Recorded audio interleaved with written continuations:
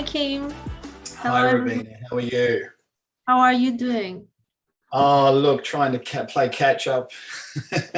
So in the process of that, I missed my words the other day, yet last night. So yeah, my apologies. It's Trying to okay. get back on track. Did you have a chance to catch up with the Zoom, just the Zoom that we did, the class we did on Friday? I did the one with the quizzes. I did Okay. that, and I haven't seen the. I went to look for the one this morning. For this one prior to it that I missed, and I haven't seen it uploaded yet. I wasn't sure. Hello, Kim.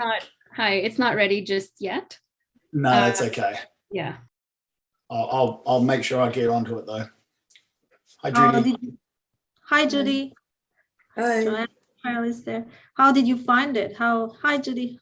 Yeah, it was really cool. I was just saying, like on the thing before, how you guys just kind of that first word of just trying to explain that, and then all of a sudden getting into that process and going back through that whole getting into that mode of nutting it out, and it seemed to go really smoothly after that. Yeah, it was interesting watching it. The thing I would like to see, and I know that you probably can't do it, is the chat. If you had the chat on there while you're watching the recording, you could see what's going on, because I can hear you guys talking about what's going on in the chat, but it's you're trying to look, yeah, that's the only part. I haven't figured out the option to record with the chat. That's why you can Yeah. often save it on the side. And that's why we try to read what's written in the chat, and then Yeah, it's captured that way. Yeah. Very good. But I that hear is I missed a what's that, Judy? I hear I missed a doozy on Saturday, and I was begging, can I please watch it before this today? So I'm going to be halfway through, but that's all right. I'm sure Same it's here, all Judy. reason. Hello. And it said it was great. Hi, Carol. How was for you Friday class? How was that quiz? It was good. It was good. And then today I spent 4 hours going through all of the live and making a document. My document's like, let me see. Let's see, how long is it? It's like over 300 lines long. And it's just grabbing all the nuggets and all the things you guys say for the definitions. So for one word, I could have, Rovina, Nat, Gareth, the Maxim, anybody that's saying stuff, and I've got it like under the word, so it's helping me to understand the word even more. So yeah. Are you posting that for all of us? I'm at April 2nd. I still have to get through. I'm hoping it'll make sense to people. It's making sense to me, but yeah. And what was if you could narrow down to like the main thing you learned on Friday? What can you share for those that maybe missed it? That you were like, holy crap, like, thank you for bringing clarity to that. Oh man, just give me a second. Hang on. Good question for everyone that was there on Friday. Scott, Barry, Joanne, please have your answers ready. What was your biggest aha? The sort of where Jody talked about the trustees and that the liable pays, the beneficial receives. Like I kind of knew that, but it was like one of those things where you're like, okay, that like it just, I don't know. Everything was awesome. And the deed coming from duality. I don't think there was a couple things that I asked. Well, just one, Queen. That's all we Okay, needed. yeah, go Just ahead. one, I'm thank you. gonna mute. I'm gonna mute. Who else wants to share their biggest takeaway from Friday's class? I can share. Just having a better understanding of how the individual's title or role that they're playing changes and when that transitions. So grantee, grantor, grantee, or grantee, grantor, beneficiary, which is the more desirable sequence. And that I I made 5 mistakes on the test, and I should not have made 5 mistakes, but I get very nervous writing tests. So I have been reading the tests over and over and over to internalize them better. And it's really very concise and accurate facts that are digestible. So if you print the tests out and highlight the correct responses, it really is a very effective way, in my opinion, to study. I like what you said, and I want to touch on something because I know that a lot of us have been told through school that we get nervous before tests, and that's where the 70% really comes in. You can set intentions to be dialed with the information, to ask to channel. So you don't have to go into the test with a landmine. I get nervous because I know you have huge wings, and this goes for all of us. This is where we can alchemize that energy into, okay, ask that you bring in, and that any energy of the equity can be channeled in and brought through you so that you can learn, and you can even ask specifically for equity eyes. So if you go into a test, you're like, okay, I would like to activate my equity eyes, please. And allow that to come in accurately, clearly, and equitably. And there you go. And see, you're going in with a totally different feel and energy, because this is preparing you if and when you have to go in front of a judge.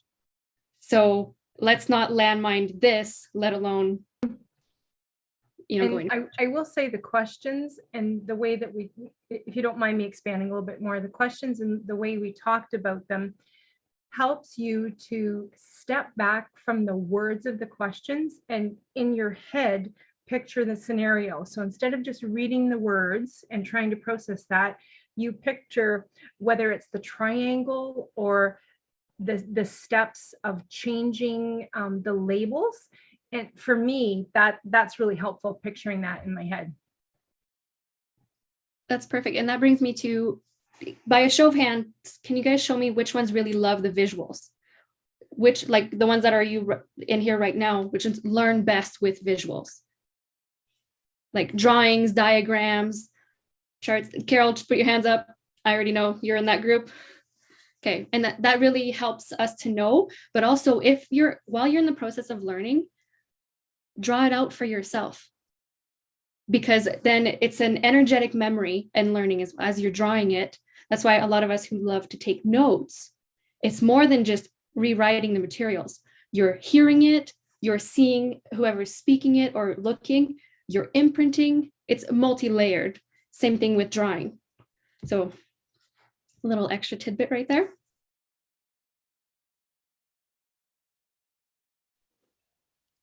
My mum just said that to me last night, Kim, about seeing it, writing it, listening to it. That's how she used to teach Sunday school, and how, yeah, so it was interesting that you mentioned. Validation at its best. Very good. Does anyone else want to share their biggest takeaway from Friday? Serena, we saw you in the chat and you had some great takeaways.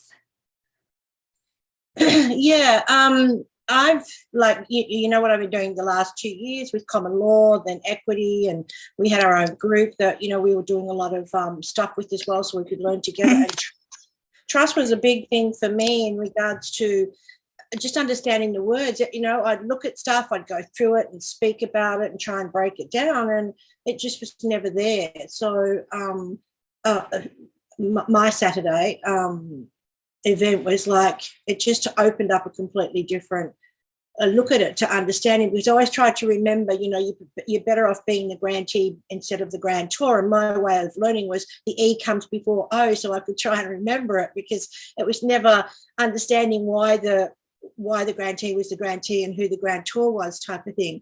So I went to bed that night, and in my head I was talking about liability and legal, working out the difference between the two, which is really cool. And I thought, I've got to get up and put this into another little mind map, for myself. So I really enjoyed it, and it just made so much more sense to me, having the complete breakdown. Like the questions at first, I did it in my own way of understanding it.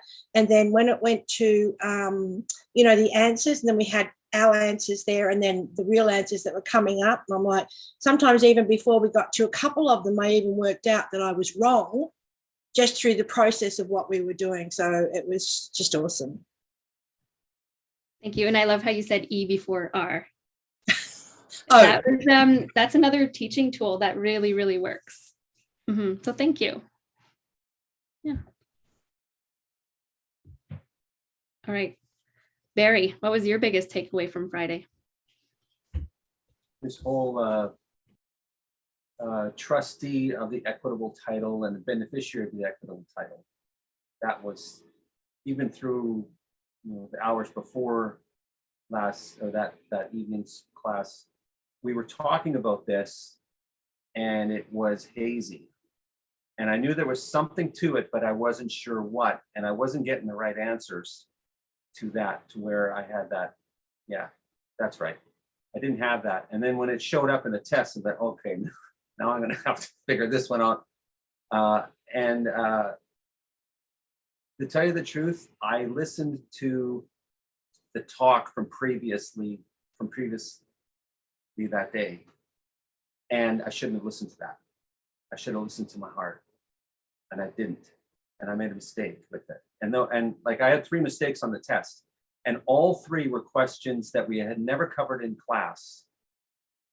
And I probably would have only gotten 1 wrong if I hadn't listened to what we talked about previously that day. If I'd have just ignored it and pressed on with what my heart was telling me, I wouldn't have gotten 3 wrong. Anyways, that was my takeaway. And I thought about it later on, and the trustee of equitable title is different than the beneficiary of equitable title. And I figured out what the difference is later on that day. And okay, that's right. And then when I went and checked the answers, yeah, I was right. Okay, so I want to take a step back and look at the bigger picture for you. You said you got 3 wrong, but really, did you get anything wrong if it led you to trusting your wings and your inner guidance more and solidified? Yeah, so I just want to look at that. I'm not saying anything you said was wrong. Absolutely not. I'm saying, okay, you got 3 wrong, but what you got from it was much greater. And I wanted to make sure that the whole family captured that for themselves too. Yeah. And the whole thing is, it's a learning process. And you're going to make mistakes because nobody's going to get it first time out of the chute perfectly right. You have to trust your heart in it. What's the Spirit saying to you? He's leading you into truth and knowledge here. What are you listening to?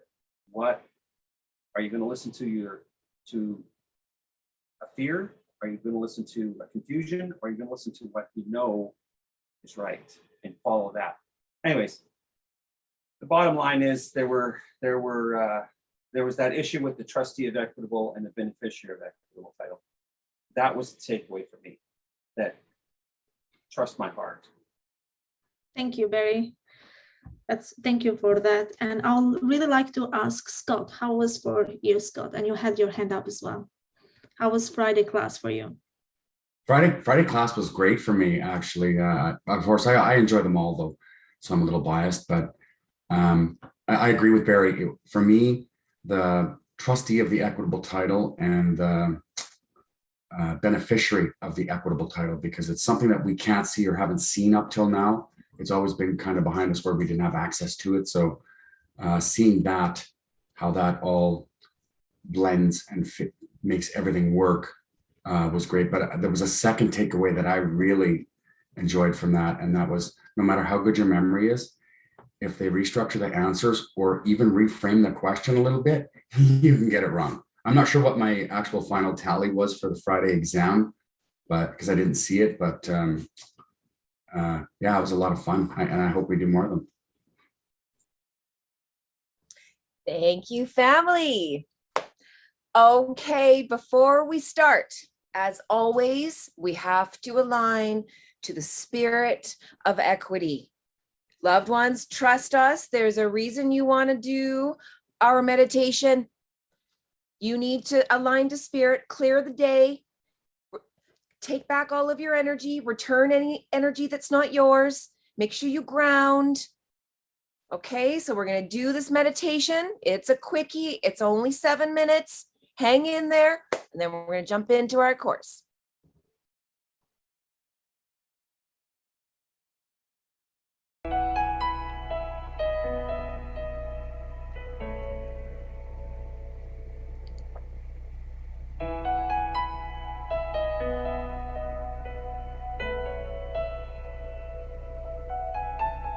Okay, loved ones, let's begin with our Equity Quickie meditation.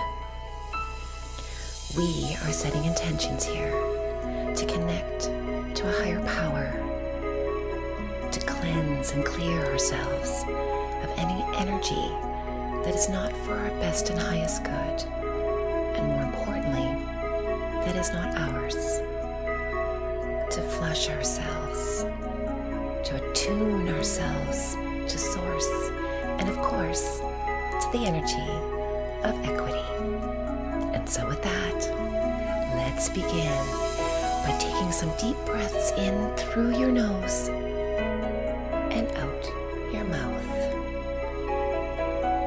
Visualize beautiful, cleansing, healing white light entering your nose, filling up your lungs.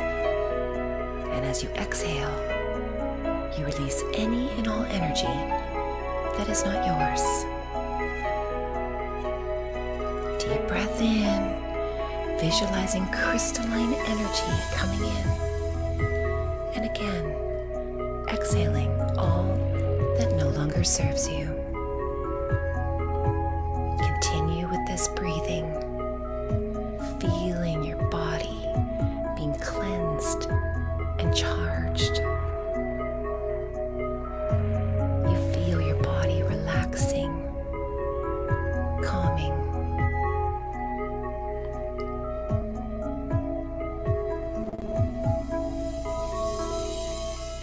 And now, let's bring your attention to the top of your head, to your crown chakra. And now, let's open it up like a lotus flower, petal by petal. Begin to see it open up, and this beautiful energy center, as this energy now connects to all that is. As this chakra opens, watch your beautiful energy as it connects with the universes, with spirits, with your higher power. Your energies are dancing and spiraling together. And so you will now have a few moments to enjoy this as your energies now connect.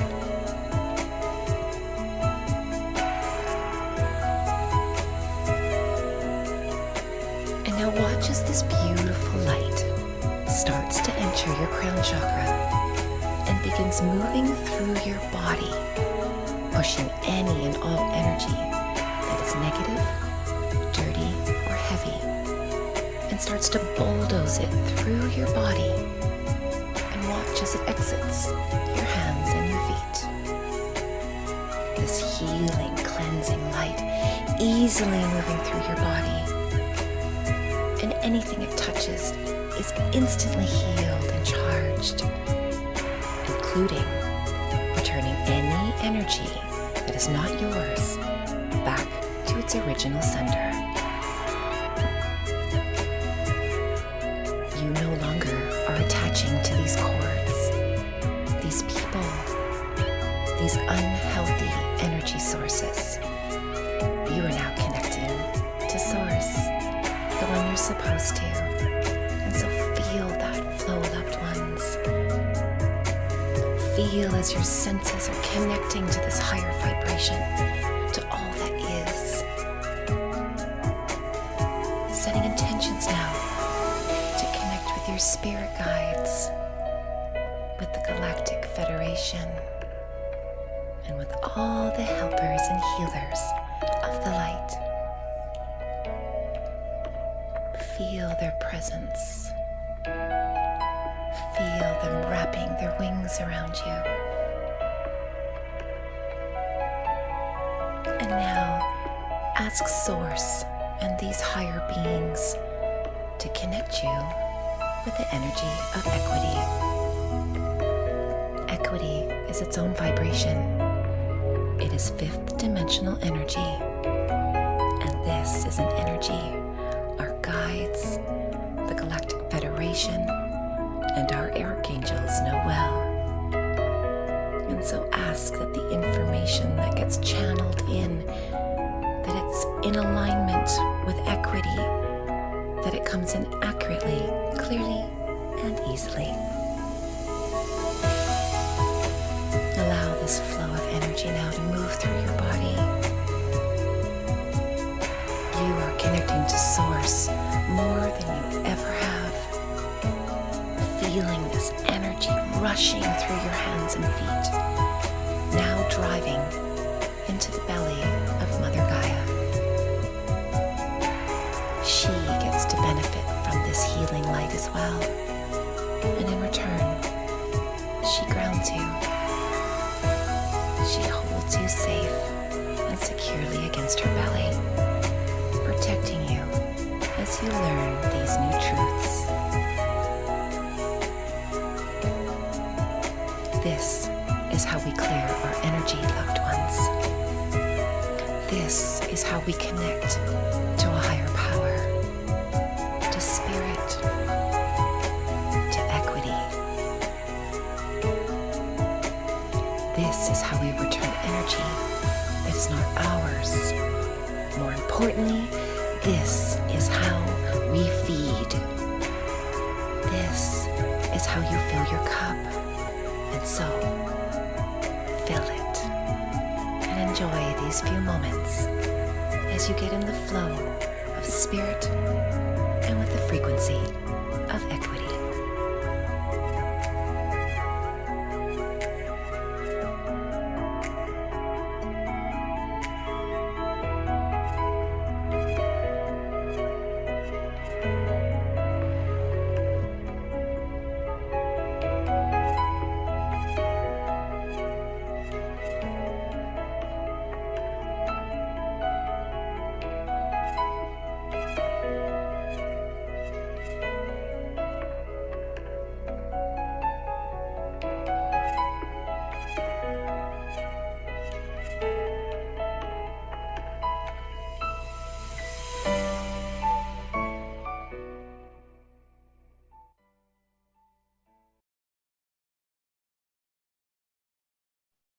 Hello, loved ones.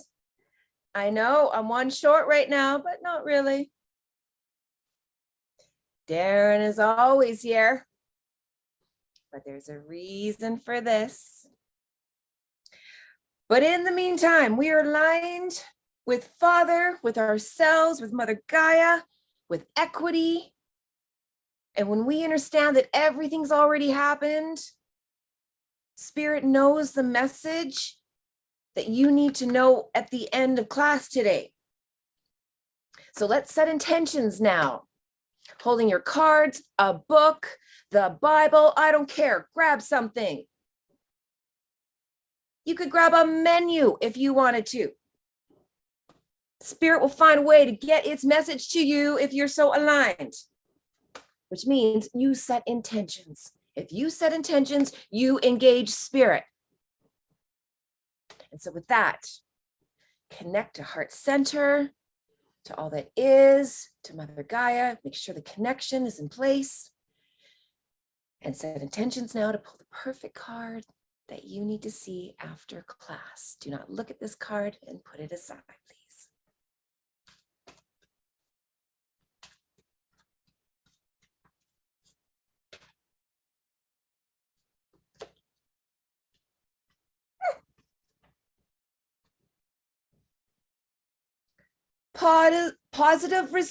Positive thoughts create positive results.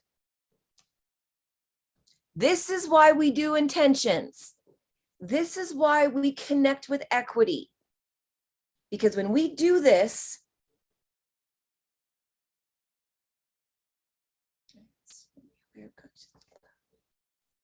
then we can be aware of the love and the light that is within each of us and every situation. Well, here's the thing. Is there any light in Satan's world? Is there any light in his words? That's our job. That's what we're doing right now. This is the whole reason for the crayon applesauce. We're going to be introducing pablum soon. That's the next level. And that's okay, because Satan made his world and his words spells. You can see how he's kept us chasing our tail for so long. And it took chosen ones. It took people who understood. I need to get grounded, first of all, and align with spirit. Why? Because if I'm going to go down and we're going to send loved ones into Satan's pit to grab his words, they have to be strong enough to be able to have the wings to make them lighter. And that's what we're doing here. I told Divergence actually about a dream I had last night. It was amazing. I just bought an easel. Super excited about it. I'm a drawer. I'm not a good one. But when I talk and I draw, people say, like Pictionary, I rocked at. Like I did really good. Even though I looked at it afterwards, I'm like, that makes no sense. But as long as you can draw it in the moment, as long as it goes click, click, click, click, click, and you can retain it, that's all that matters. And so I was in a court. I have nothing but equity dreams right now. I come back from dreams talking about the definitions of words. It's just amazing how much knowledge is gained when you're in alignment. Divergence is jumping exponentially. We're able to do this for you, loved ones, because of how aligned our 70% is. We can hear it. We can see it now. And now it's about making it lighter so that the rest of the world can. And I was in court and she said something so red. All I could see was red. I didn't know anything she said. And I said, I need you to repeat that again, Your Honor. And I have to write it on my easel. And I remember the defendant, because that's where he was, he's the defendant, had a big problem with that. And I said, excuse me, Your Honor, I know my rights. I'm allowed and afforded space to understand the question that you are asking me. So I just need you to write it down, or I just need to write it down. And I started breaking down all the words. Okay, so she's this, so that crayon, that means that. So she's asking me this, this, and this. Oh, and as soon as I knew what it meant, I spoke it.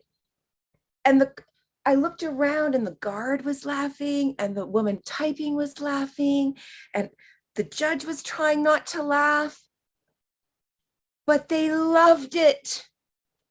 Satan's world is icky. It's heavy. It's depressing. It sucks the life out of you. So to have someone come in that's able to give light in such a dark world, imagine the power of that. We're doing something very powerful right now, loved ones. And we've learned that the best way to do that is through quizzes. Now stop with any negative talk. In school, how long ago was that? And was that in Satan's world? You're in Equïty school. That means you have wings. You have nothing to fear. Don't imprint. Leave that shit at the door. Shake that off. That's why we did a meditation. So you can go into this next quiz we have planned for you, loved ones. That's right. Surprise is right in the beginning. Grab a piece of paper, grab a pen. You're going to need to write down your answers. Again, this is going to be one of those things where you need to know what you answered. We're going to make you put it in the chat. You're going to learn a ton. We promise. And this is just us getting started. Okay, we're going to give you a few minutes. Make sure you're ready. Grab your stuff. Now, it looks like we have approximately 22, 23. So if you are sharing a computer, go grab your phone, get on your Zoom, find a way, or take it separately. Set intentions, okay? If you're taking it together, to stay in your own space. Don't influence each other. This is about your equity temperature. Some things we've gone over, some we haven't. You have the private family to thank for this quiz. They brought in some questions that they felt are live needed to get a little bit more clarity on. They have been upgraded. And you're going to learn a ton. So make sure you shake off anything you don't want. You keep your connection. There's 17 questions. So we're going to keep an eye on how many are moving through it. You have some time. We're not going to rush you. We're going to watch the group. If we see that there's some that just are getting taking a little bit too long and the class is ready to go, we'll give you a warning to wrap it up. All right, family, here we go. See you on the other side.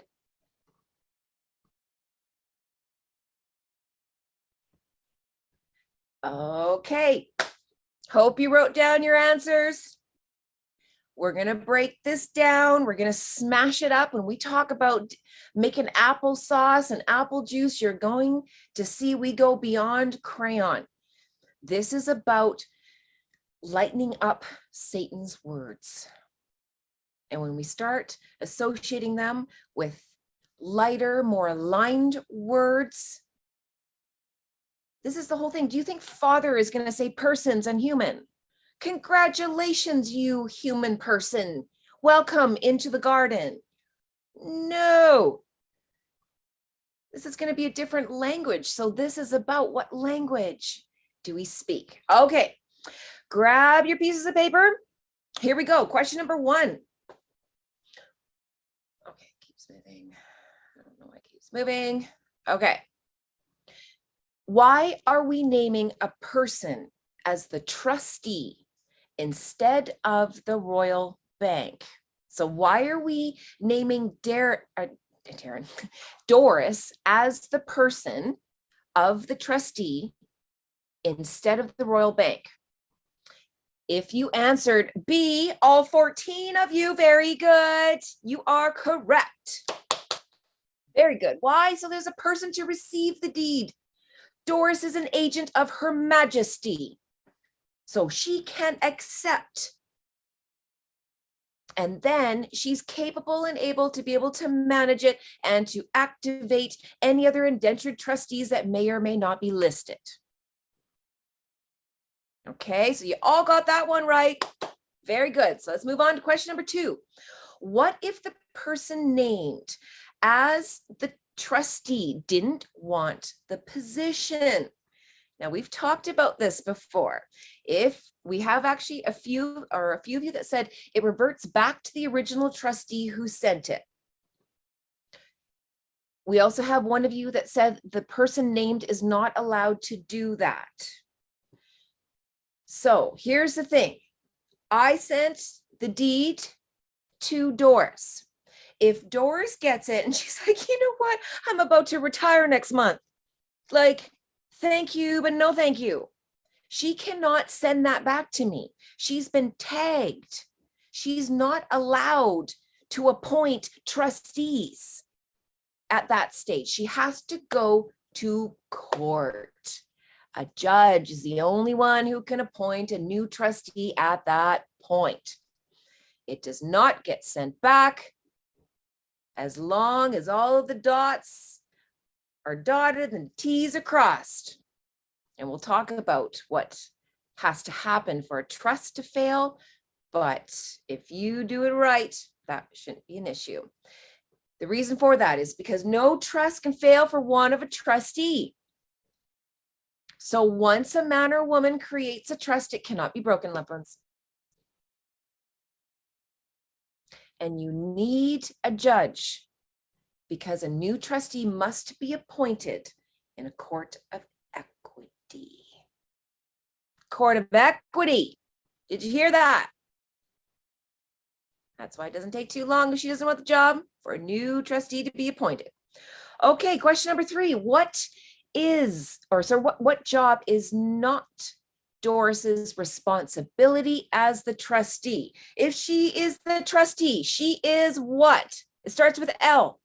She is what, family? Come on. Liable. Yes. So what job is Doris not liable for? What does she not have to do? She doesn't have to hold the legal interest. B. Absolutely. The correct answer is B. She cannot hold the birth certificate and hold all of the legal title. Now, why is that, family? Come on. Why can Doris not hold the security interest and be the boss? Conflict of interest. Excellent. Why? Why is it a conflict? Why is it a problem that she has the security interest and she's the boss of it? Come on, family. I'm the judge. Why is that important? Why are you not assigning both of these to Doris? That's why you Come have on. that's why you have the indenture trustee in place. To, But we're Those are talking separate about, this roles is to a play. conflict of interest.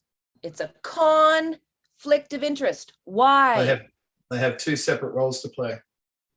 Why? You've Less heard us likely say for her to conflict do of interest. You fraudulent have to activity. speak to why is it a conflict? Why can Doris not have all the things? She may be more Because you prone can to do only fraud. have, you don't want to have access to the legal title, only the liable. Come on, find your words, family. Put it in the chat. Come on. Find your words. Why can Doris not hold my birth certificate and all of the paperwork? Click over there. Yes, it's a conflict of interest. Why? Is it because she can't be liable and control? Yes, but why? What happens when she has all the goodies, all the titles? The trust collapses. One more time? The trust collapses. No. Doesn't collapse. Because it belongs to the crown. The crown owns it, not Doris. True. However, if Doris has everything, what can she do? Mismanage it. She can create Do what? what she,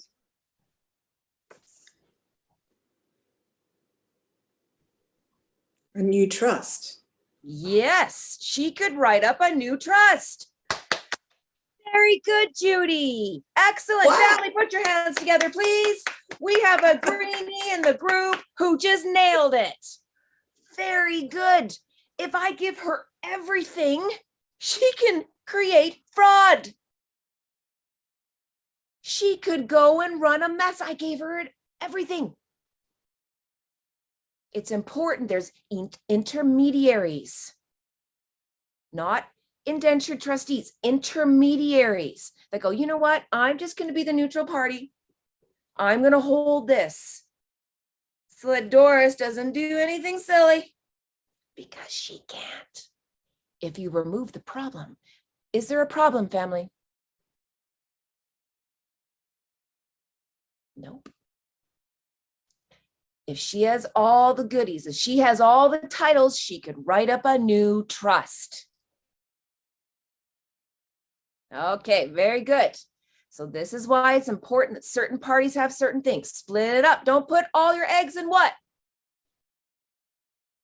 One basket. One basket. Yes. Good. Easy way to remember it. Well done. Okay, what is the security interest? Question number 4. Let's see how you all did. Okay. We have a couple of you think that it's your birth certificate representing your legal and equitable titles. Let's start with the 5 of you who thought that. Your security interest. So you knew it's your birth certificate.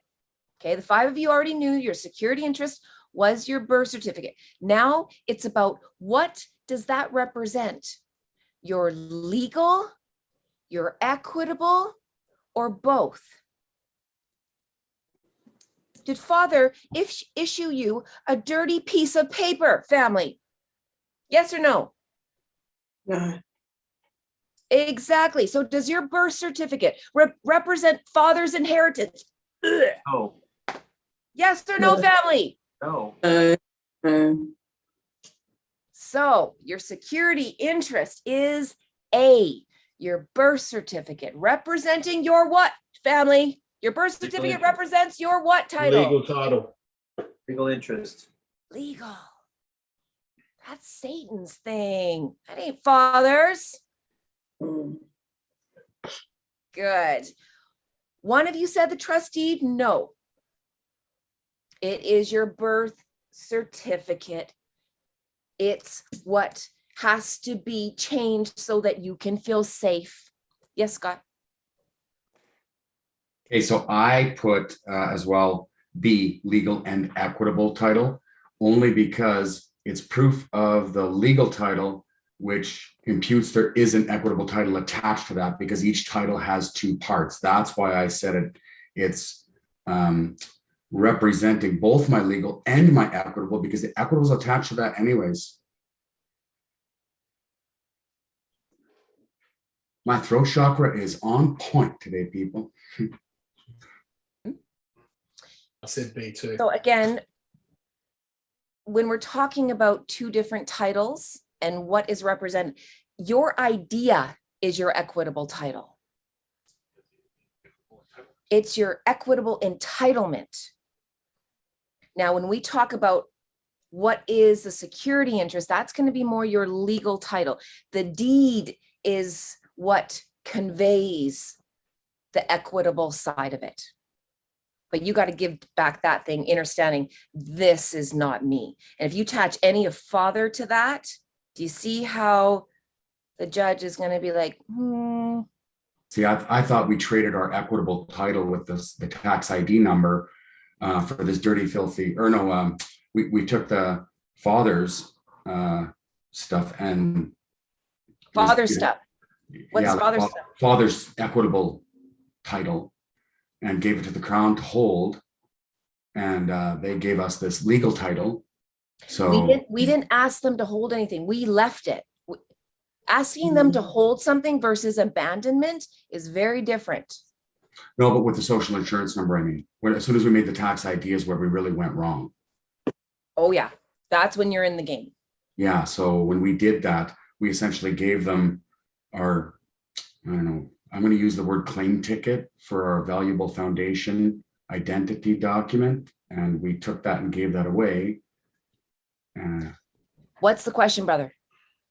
No, I'm just saying that's why I put legal and equitable, because they're both kind of connected, I thought. But now I'm glad you cleared that up. I comprehend what Darren meant. Hold on one second, family here.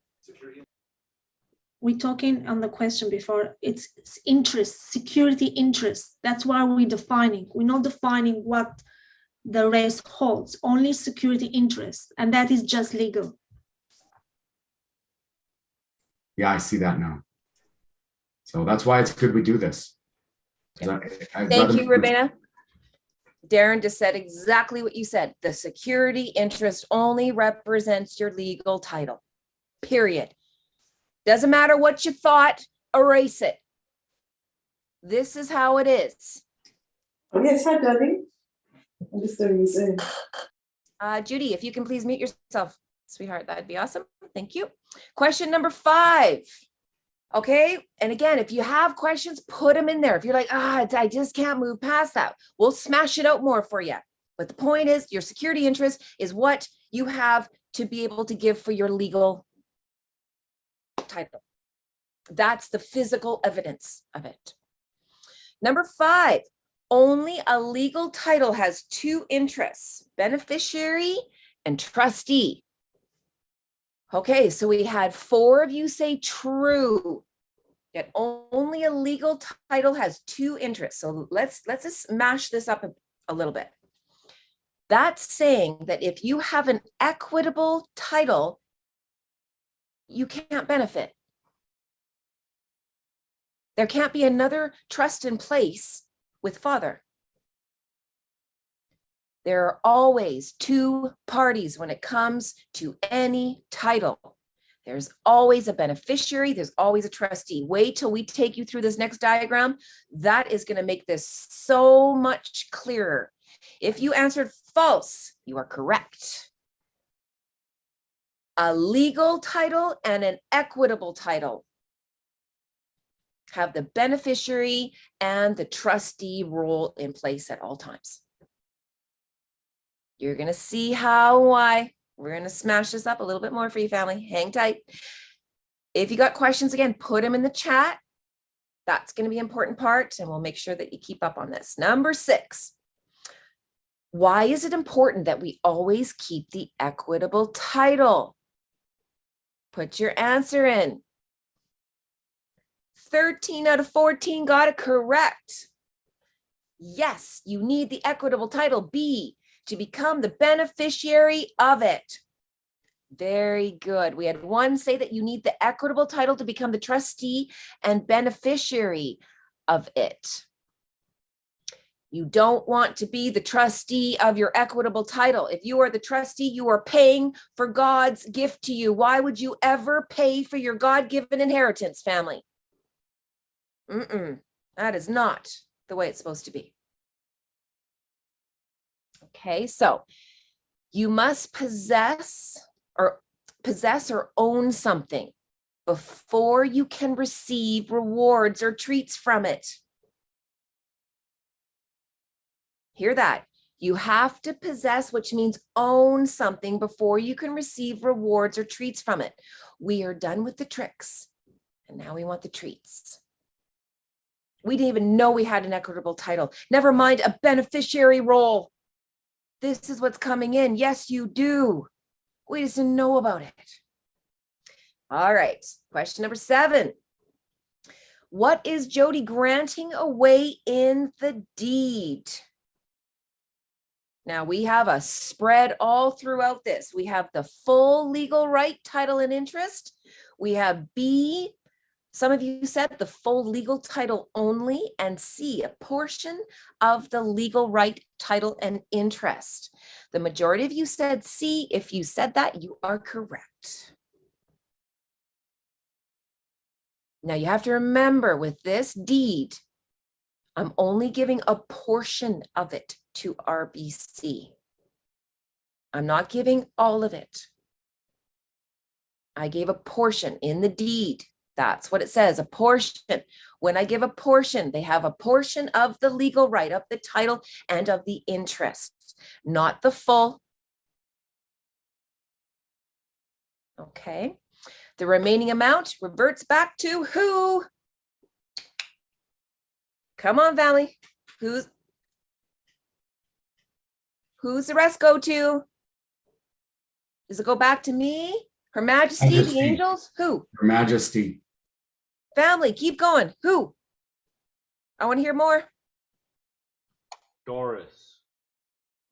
Keep going.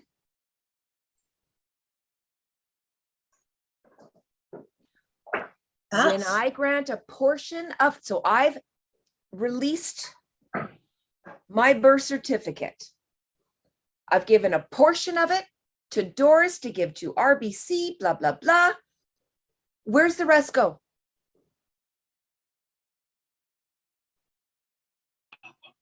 In trust. Pardon? Put it Into the trust. to your trust. Who? Royal Bank. Trust is not a who. Who now takes it? Who now owns it? Who's now possessed of it? RBC and RBC Direct and Doris. No. Come on, family. The Crown Majesty. Thinking the Crown also. Who else thinks the Crown? Me. Scott, don't change your answer then, brother.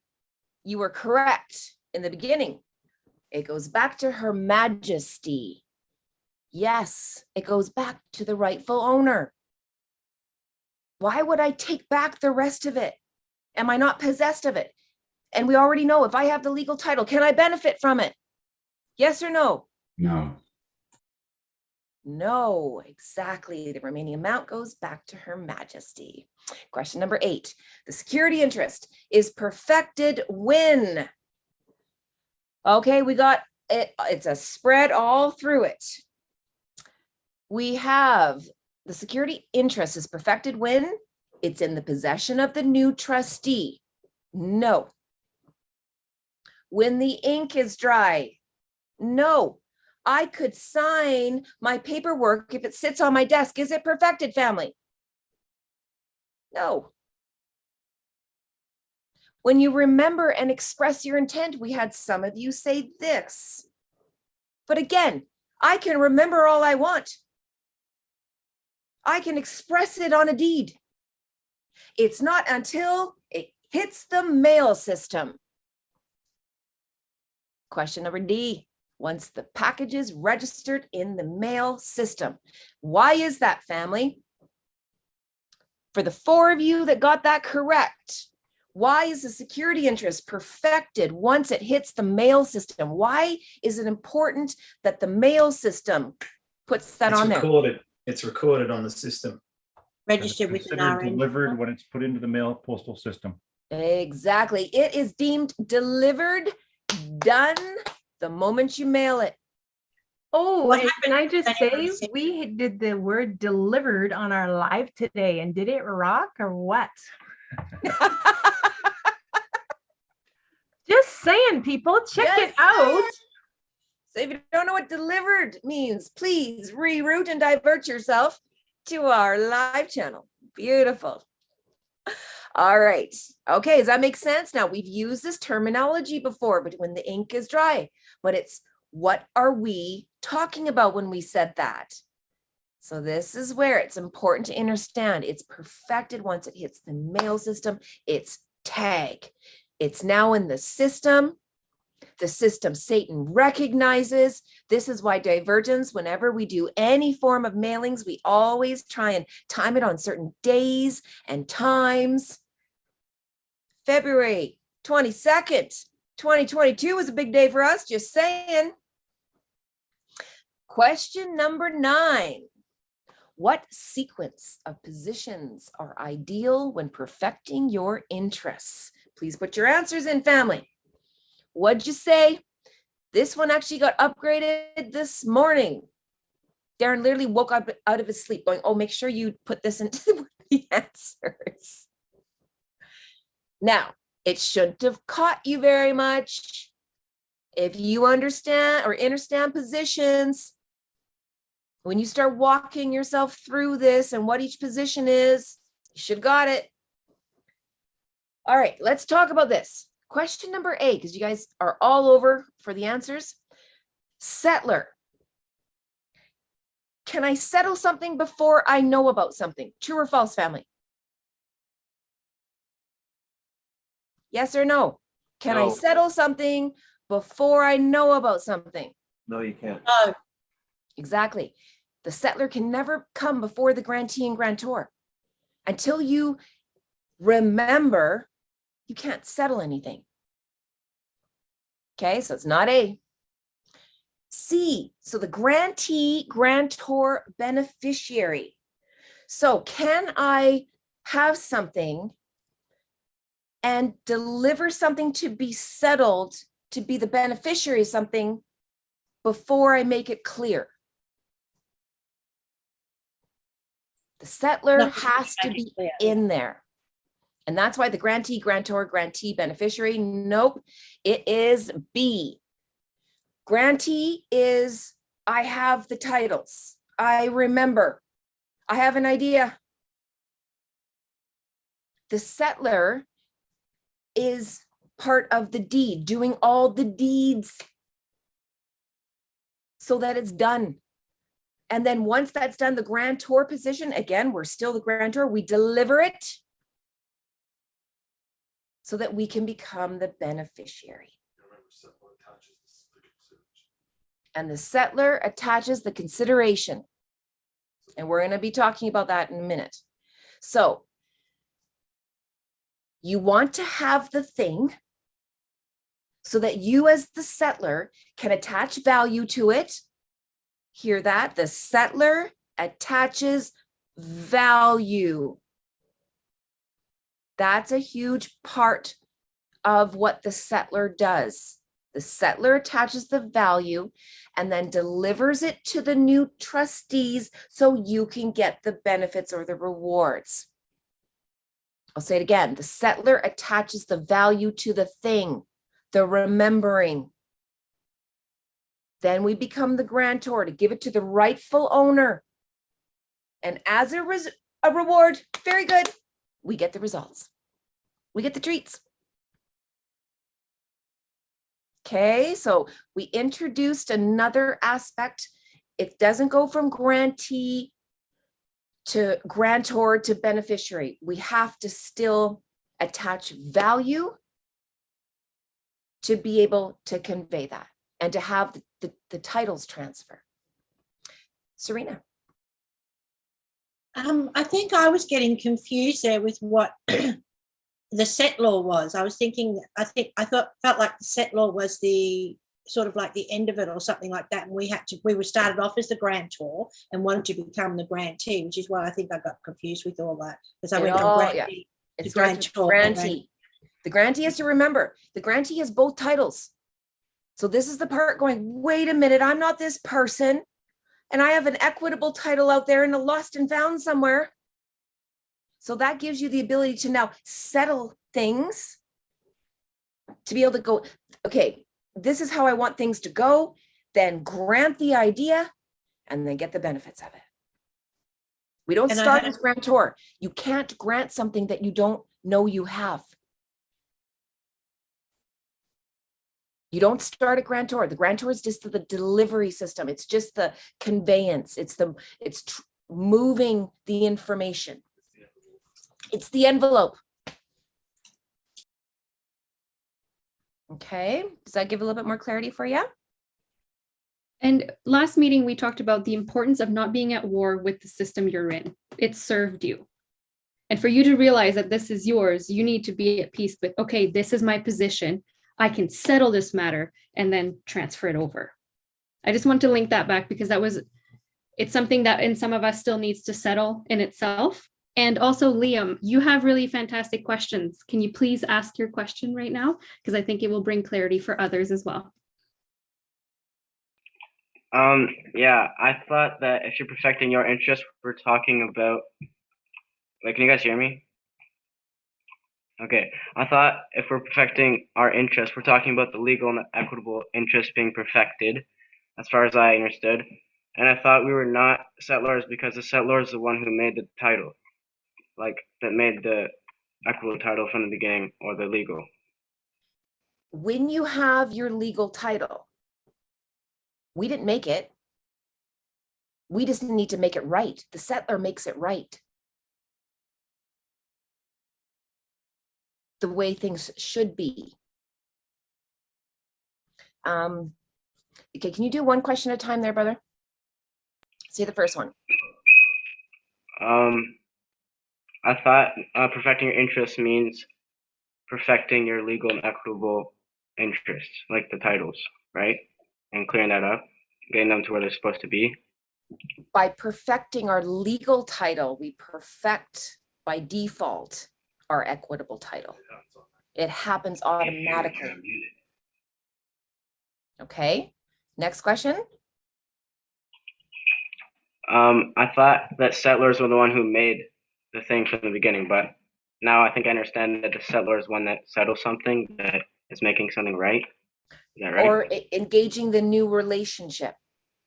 So again, when you look at father's first settlement, his first trust, when we look at now the new settler, as far as when we realize where we are in the situation, it's about, okay, now I remember that I'm not this person. And now I have to create something. So a deed is done to clean my hands. And that's where we're doing the deed. And for instance, the title deed, and we're doing the trust, and we're building all this paperwork around it so that we can grant that.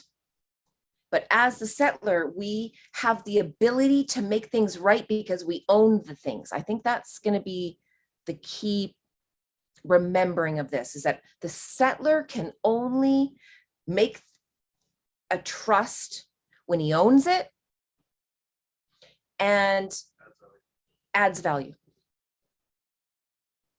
that make a little more clarity for you? Oh, perfect. How are we doing? Any more questions on that one? I know that one's a little tricky. Yeah, oh, sorry. Oh, I was going to ask your question, Serena. So if you want to ask the one from before, I think it'd be a fantastic time to do it. Oh, okay, I was going to ask a new one for this one as well, but I'll do the one before also, and then see if I can just get that around my head. I just want to get the picture of the grantee, settlor, grantor beneficiary. The one before was what happens when you register your package in the mail, because I was torn between that and the first one, and it never gets to the other end. Please hold.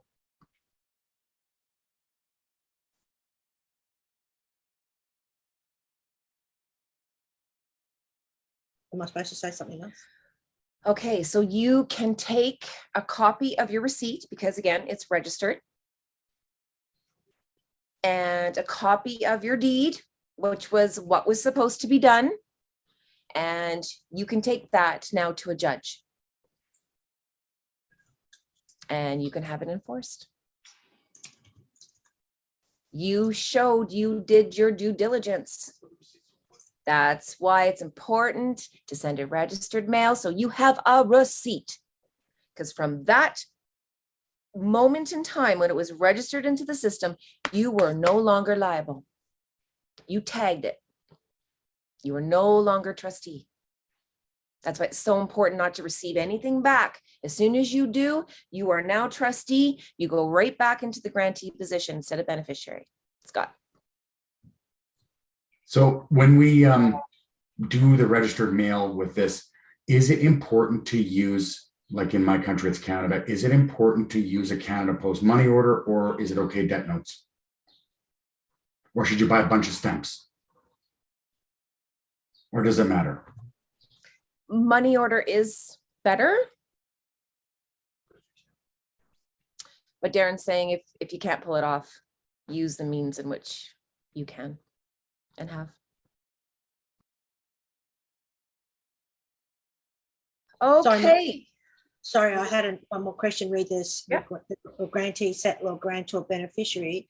I've written down everything that you sort of said, but it's not quite.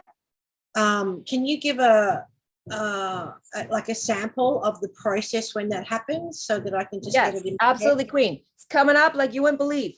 Huge diagrams. We got grantees, grantors, settlers all over the place. In fact, we already have 4 diagrams released on Friday, which will be coming out, which will really help you see each position. And we're going to take that even deeper when it comes to Adam and Eve and Satan in the beginning. Oof, wait till you see these diagrams, when you see the positional changes that happen and the new trusts and the breaches of trust. It's just going to blow your mind. So yes, that's exactly where we're going. So hang tight. Let's get through these questions. Number 10, the silver coin on the birth certificate is what adds value and allows the legal title to move. We had one of you say false. The correct answer is true. You need real money to transfer a legal title. It's the silver is what adds value, allows the titles to change. You can't use Satan's money to perfect yourself. The kingdom does not accept debt notes.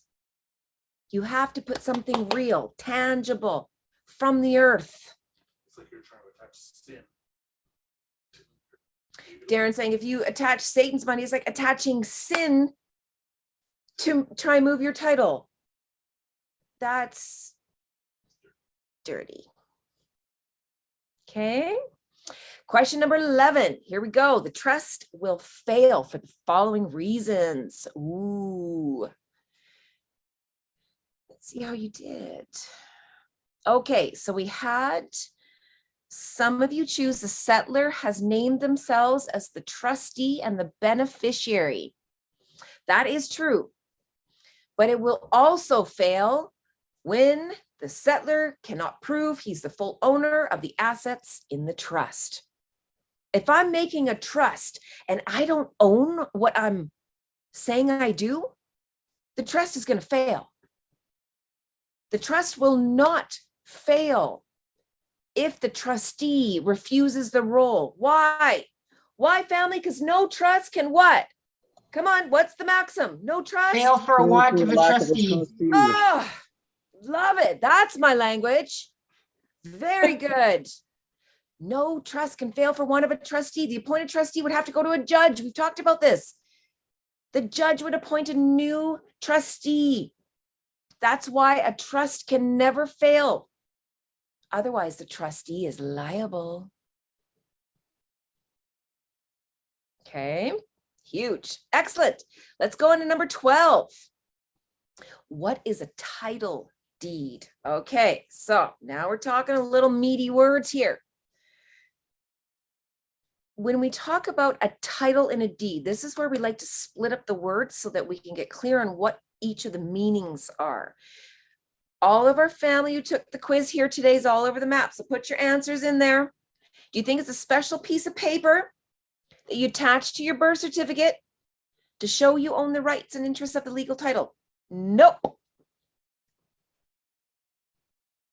It is not a special piece of paper that shows that you own the rights and interests to the legal title. No.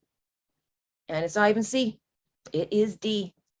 It is a special piece of paper that shows you own the rights and interests to your legal and equitable title. It's the whole, remember, here's the legal, here's the equitable. You are coming in your duality. It is proof that you have power over something, that you can speak on behalf of something because it's yours. Okay, so the correct answer is D. All right, we only got a couple more here, family, then we'll take a little break. Number 13, why do we want to transfer the legal title away? Which means, why do I want to give my birth certificate away? The correct answer, which majority of you got, is all of the above. I don't want to be possessed by the person, the all caps. I cannot access my equitable title if I hold it.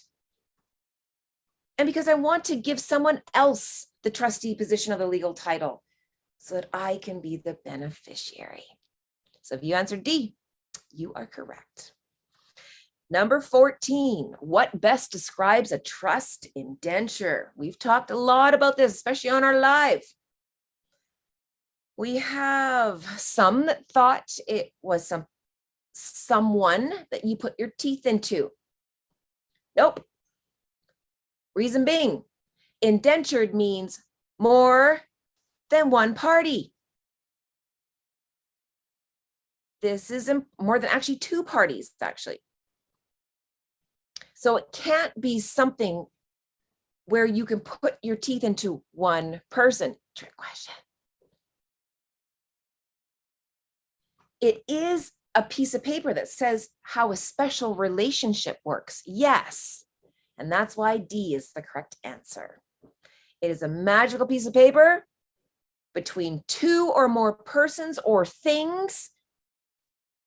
Okay, this is why Doris and RBC Direct Investments, we have things that are those trust indentures.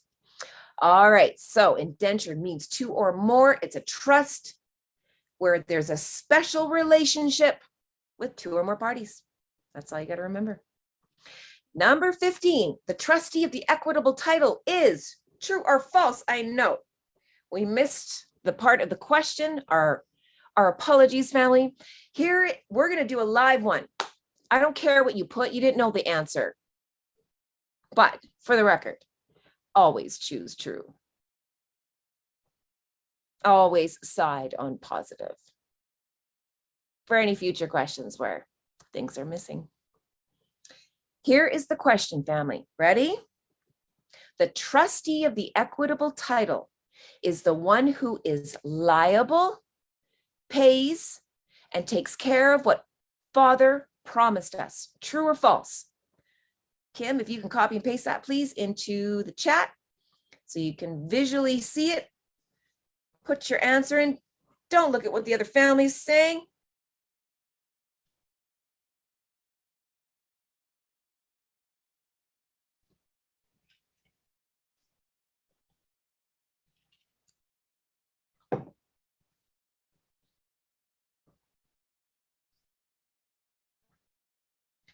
The trustee of the equitable title, which means the one who's supposed to pay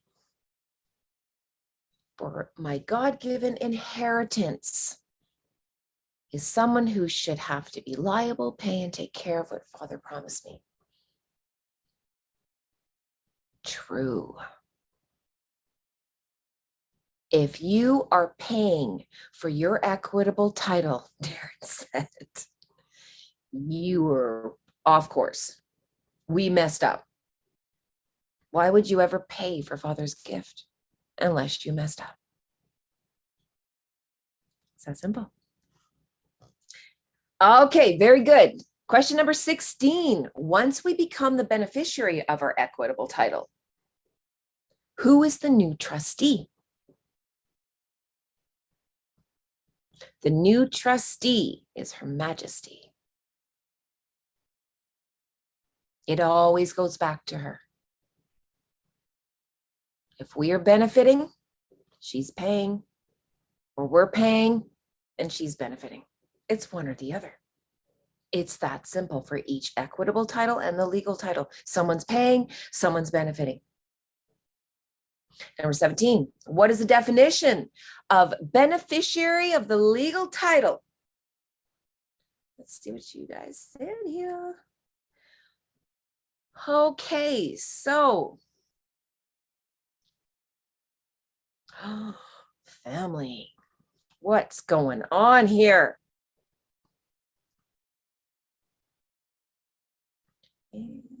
Oh, very good. Question number 7. Okay, so who is the, just looking at your answers here. What is the definition of beneficiary of the legal title? Some of you chose the one who gets rewards for coming back to life. Yes. Yes. But 5 of you said the one who gets rewards for holding the legal title. Family, do you ever get rewards for holding Satan's piece of ass title birth certificate? Yes or no? Will you ever benefit in Satan's world? Yes or no? Shake your heads Nope. accordingly. Monica, I can't see you. Nick, I can't see you. Serena, do you ever benefit with a legal title? Yes or no? No. No. So what is the definition of a beneficiary of the legal title? It is A and B, someone who gets rewards from waking up from the spell, and someone who, which is B, sorry, I have to move my screen, the one who gets rewards for coming back to life. It is not the one who holds the legal title. You will never, when we know there are 2 parties, a beneficiary and a trustee of a legal title, you will never benefit. You will not come back to life. Her Majesty has to own that. Monica. Yeah, I got confused on that one because it says beneficiary of the legal title. And I thought the legal title, there isn't a beneficiary and you wanted to give it away. No, So once you give it no, away, stop. no. How okay. can there not be a beneficiary when there's a beneficiary and a trustee of every title? Well, what I mean by there's no benefit. So the rewards for holding the legal title is you get to pay everything. So that's not in our definition of reward. It's not really a reward, but that's good. So help me understand the confusion because there's still confusion in my mind. I don't understand your confusion, Queen. You'll have to break that down a little more. What is the definition of beneficiary of the legal title? So, is someone benefiting from the legal title who doesn't wake up from Satan's spell? Can I benefit from my legal title if I never wake up? I don't think so. No. How can you benefit when you don't remember? How can you benefit unless you come back to life? Otherwise, we have dirty hands. We're in the image of Satan. Can you benefit when you're in the image of Satan? Yes or no, Queen? No, Very no. good. And Can so you is it- go ahead? oh, gosh. So here, listen and walk yourself through it. It's just, we got to make it lighter for you. That's all. Just always remember there's a beneficiary and a trustee of the legal title. We've been the trustee. We've been paying for the legal title. Now we're talking about what happens when we are not paying for the legal title. When we're not liable, what happens then? We wake up. What else happens? We come to life. What else happens? Do we hold the legal title? No. We can't benefit from the legal title if we are possessed. That's all you got to know. All right, thanks. Yep. And just listen to that a couple times because we know this is a tricky one. That's why we're trying, in the diagram that we're about to show you, it'll help you understand what happened. You know why it's so abstract for us to wrap our brains around benefiting from the legal title? Because we never have. So this is why we have to look, what happens when I'm benefiting from the wrongdoing I agreed to? So what's the opposite of what I'm experiencing right now? Subrogate what you're experiencing. If you have a birth certificate and a social insurance number, we're not getting rewards yet. There's no rewards. We're not awake yet. Ravina, I'm going to let you explain this a little more from your understanding.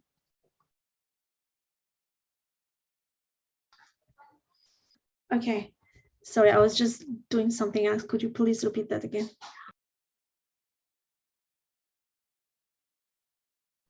Sorry about that. We're talking about the definition of beneficiary versus the trustee of the legal title. We have always been the beneficiary, but when we start breaking down we're used to the trustee. So when we start talking about beneficiary, most of us don't know what that means. So if we can just hash that out and break it down a bit more for our family. Okay, perfect. So the difference between being a trustee is being liable. We already defined this. The beneficiary is the one who enjoys things. He doesn't have to be liable for the things that he's enjoying. So in our case, regarding the birth certificate, because we have claimed to be and identify with it or in possession of it, we were liable for anything related to the person. So we needed to pay for anything related, to the point that we weren't the beneficiary because we were holding the legal title. And we know that the to be the beneficiary, you need to be able to have the equitable title. That's where you are beneficiary. Not to holding both. When you hold both, you're a grantee. The grantee is the one holding both titles and gets to enjoy pretty much nothing. Okay, so Monica, turn on your mic. I want to ask you a question. Okay. This is going to help you kind of hash it out a little bit more. When you're the beneficiary, are you getting rewards or are you liable? You're getting rewards. Okay, so we already know we are talking about the rewards of the legal title now, right? Right, right. So look at answer C now. Do we get rewards from holding the legal title? No, but I think how I was thinking was that the Crown used to get them, but then when we switch it, then we get them. So I guess that's where my brain was going. But it doesn't matter when so they're just saying, look at the question.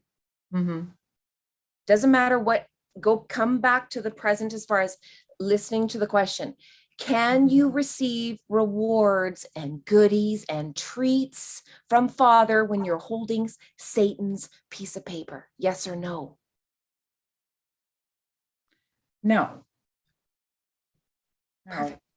Okay, but isn't the beneficiary of the legal title before we do all this is the crown? So technically, the one who gets the rewards for holding the legal title is the beneficiary of the legal title, but it's not us, it's the crown at the beginning. But we're talking, it doesn't matter where we are in the position. Mm-hmm. This is, if you are the beneficiary, this is where you're going to different places, and I need you just to stay in the question. Mm-hmm. You don't get rewards or treats if you hold the birth certificate. You cannot be a beneficiary, is the point of the legal title when you hold it. So that's the space that we're in, the question that's being asked here. We're not asking who's in that position right now. We're asking, what is the definition of someone benefiting from a legal title? When are you in that position? I would have thought that that was the beneficiary of the equitable title, is the person who wakes up and comes Read back. the question, Monica. What is the definition of benefiting off of Satan's birth certificate? Okay, got it. So what the definition of benefiting off of Satan's legal title is waking up and getting the rewards of coming back to life. The benefits of the legal title never happen. It's a trick question when you're holding it. Holding, that's the key word. When you hold a legal title, you will never benefit. That's the trick question. That's the trick answer. Can I add a little bit to that? So yes, because we're holding the title, the crown is benefiting. So when we go and we give it back, like Jody gave part of it to Doris and RBC, and the other part goes to the crown. She's not holding it. She gets the benefit because they're holding. So we hold, they benefit. They hold, we benefit. Now each title, so your legal, creates two interests, a trustee and a beneficiary. Your equitable title creates two interests, trustee and beneficiary. So just because you do it on the legal doesn't affect the equitable per se in this instance. So in the legal, okay, your birth certificate, you're holding it, crown is benefiting. We're going to give it to the crown or Doris partially, doesn't matter how you do it, the crown it belongs to her. We're going to benefit. They're saying if you're holding your birth certificate, how can you receive any benefits if your hands are full? You can't. one more here, Monica. I want you to look at this question here. And actually, Kim, can you please copy and paste the whole thing so that Monica can see it? I think that's a problem. You can't see here. it. No, it's here. You got It's it? in front Okay. of me. Yeah. All right. So what is the definition of a trustee of the legal title? Now look at the answers. Subrogate the question. Is a trustee of the legal title someone who wakes up from Satan's spells? Someone who comes back to life? Or does the trustee of the legal title, is that the one who holds it? So that's why the answer, if we subrogate it, is C. So what is the definition of benefiting from the legal title? You come back to life. What is the definition of the trustee of the legal title? The one holding it who's possessed. Okay, so I know.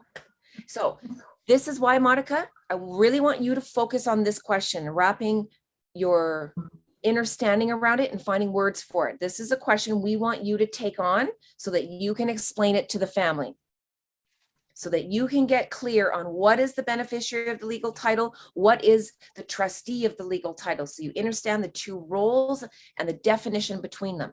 It's just the questions tricking you, and it was meant to. We will use the answers in the questions to trick you and send you down rabbit holes. It Why? worked. Because that's what the judges do. That's what the court systems do. And you only go down a rabbit hole when you don't understand it.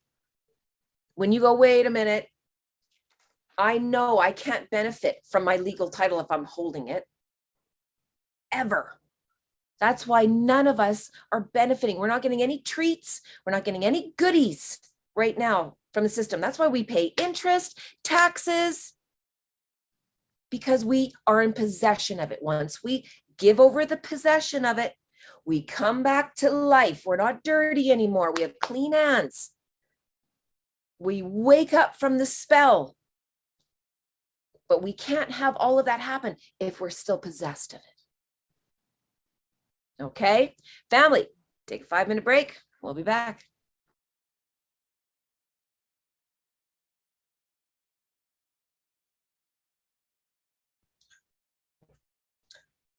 Okay, family. The frustration that you might feel going through this, perfectly normal. Satan's words are heavy. They're dirty. They're yucky. They're full of death. So our private family experiences firsthand. Divergence experiences when we had to crayon equity. It brings up stuff. You get flustered, irritated, perfectly normal.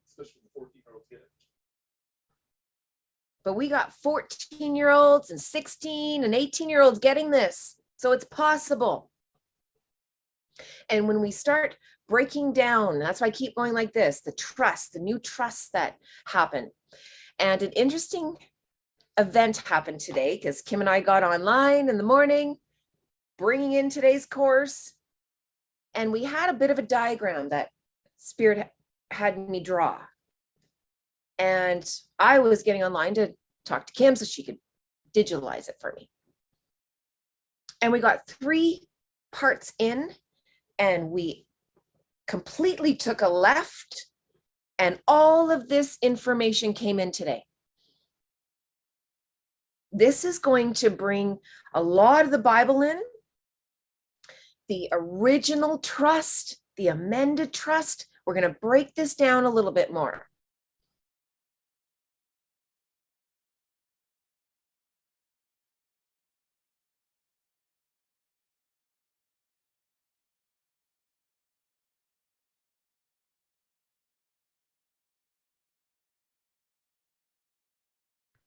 Sorry about that, family.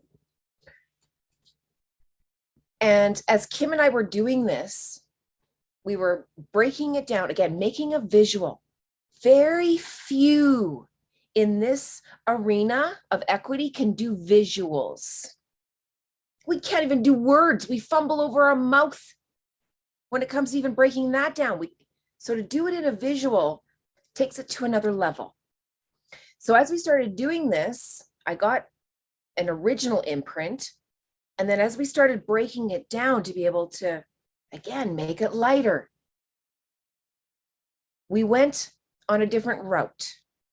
But by doing that, oh my goodness, did we get clarity? We were going through this going, oh, this is amazing. Our family's going to love this. This is going to awaken so many people. It's going to connect so many of your dots. And that test you just took is going to help you see where your current, it's a current temperature. This is what I know to be. It's okay. You're not wrong. It's just, hey, this is my current understanding of things. And now we're going to give you a visual so that you can start applying what you used to know to what you need to know, especially if you want divergence remedy. This is all applicable.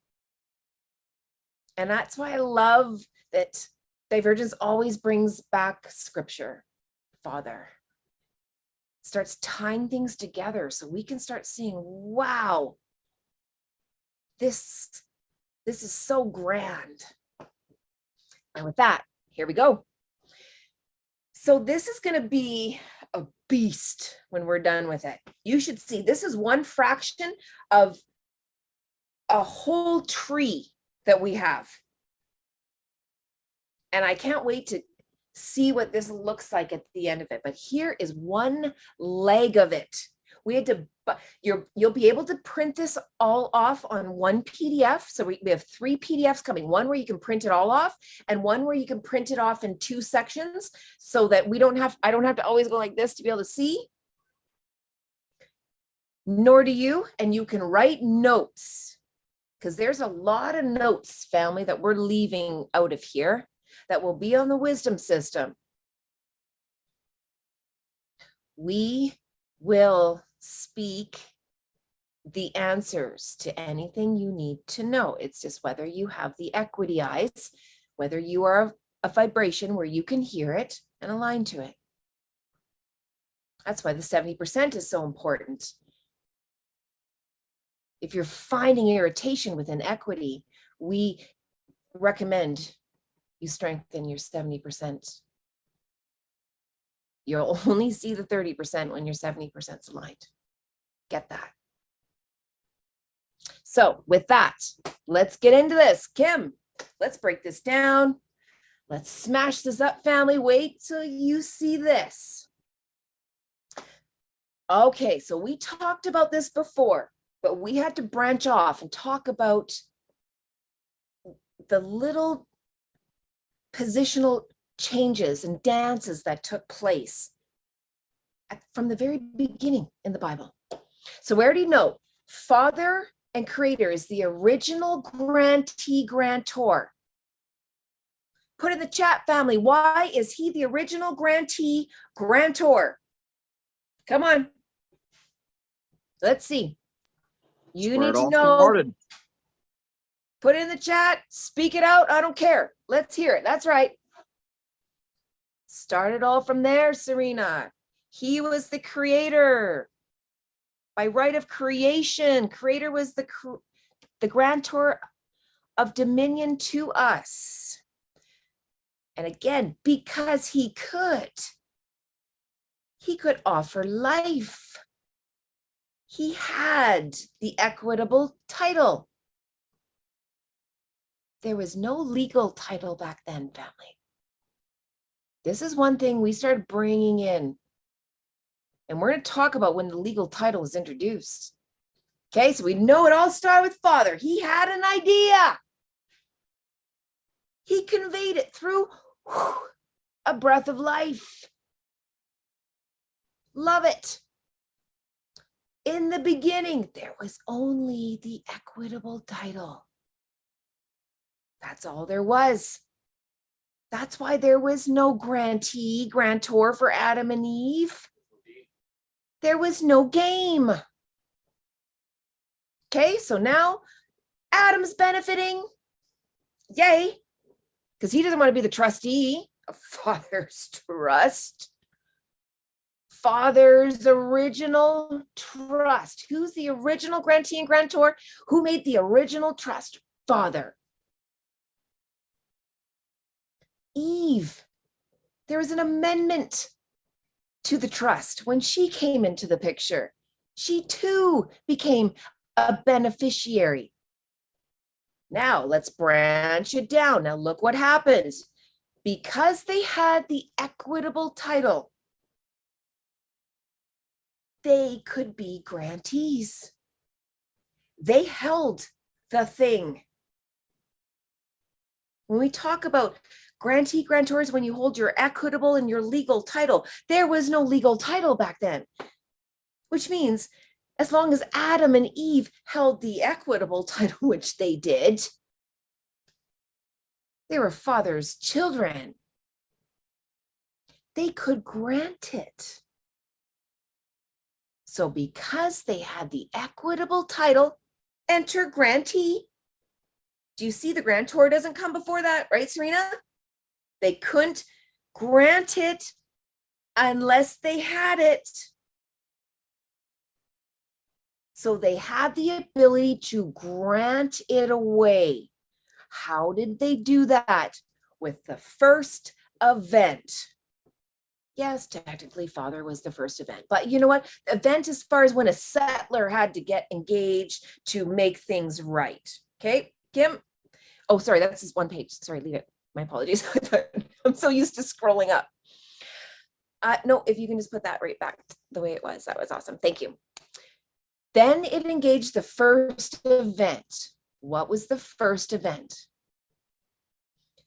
The accepted sin by consuming Satan's apple. So Adam and Eve accepted as grantee the apple, indented it.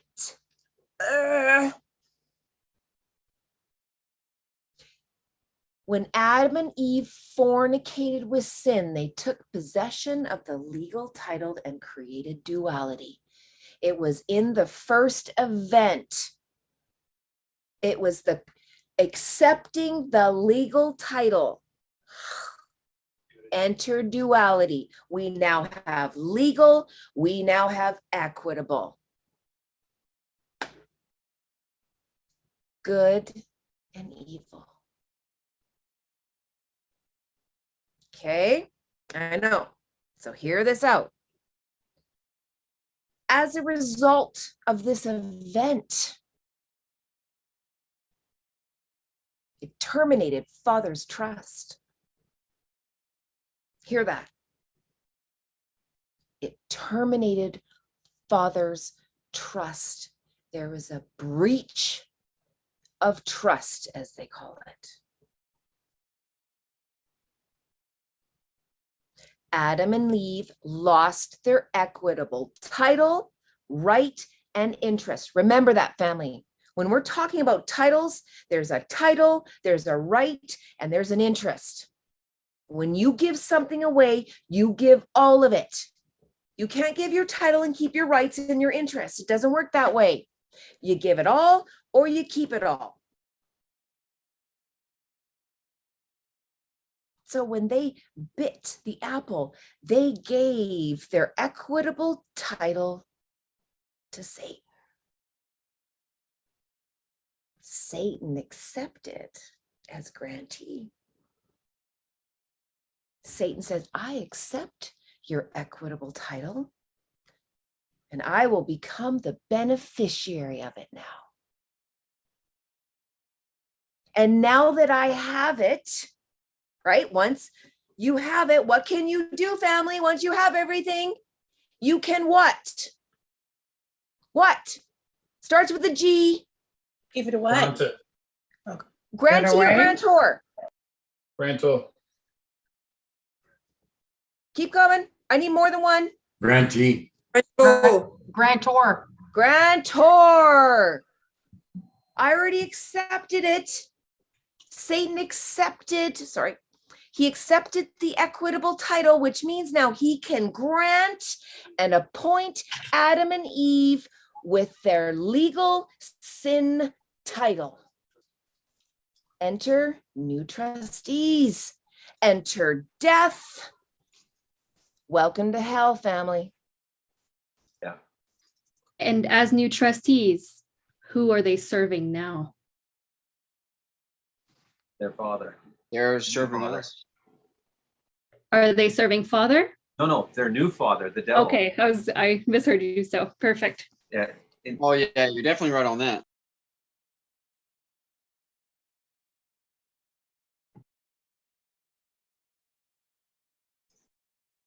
Because of sin, they severed the relationship with their true father. Therefore, they fell under their new father. Father's trust terminated. Engage Satan's trust. It's much more significant. Wait till we go to the next portion of this. Ready, family? Here we go. What is a result of a breach of trust? A resulting trust. Private family, please tag that. You need to know what a resulting trust is. Satan's resulting sin trust. Can Satan make trusts with dead things? Yes or no, family? Can Satan make trusts with dead things? Yeah, sure Yes. can. No. He can only make contracts. Very good. Trusts are for the living. Contracts are for the what? Dead. Yes. So we put trust, but let's know what truly engaged. Satan introduced contracts. Humans were birthed from this contract moving forward. Kim? It's going to come in later. Keep going. So, angels are out. Dark ones are in. Hear that?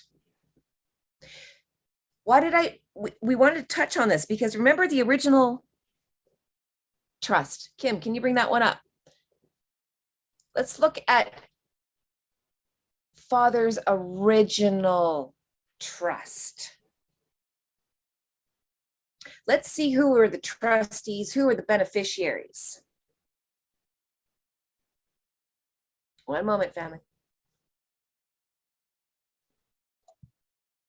You want us to say our answers? Nope, I just want you to hold tight there. Sorry.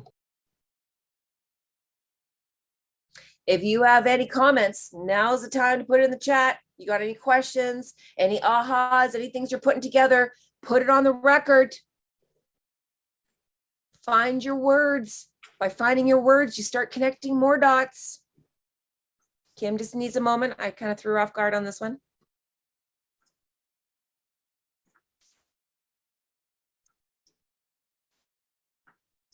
Boom. Look at this. Original trust. Family. Who are the trustees for Father's original trust? The angels. We just booted the angels out with Satan's trust. There is no purpose for them. Father created myriads of angels for us, and we just unemployed them. They all lost their job in the bite of an apple. Darren's cracking up in the background. Literally, they all lost their jobs. Think about that. Sinners can't, dead things can't access angels. The angels do their best to get their messages to us, but let's be real. Real. So look, the original trustee were the angels, the galactics. Can you imagine the relationship Adam and Eve had with them? Oh my, the Bible doesn't speak of that, but can you imagine? Because would they not have a relationship? Would they not be conveying their needs? But a trust was created because there was a breach of trust. So let's go back to the old one here, Kim. Thank you.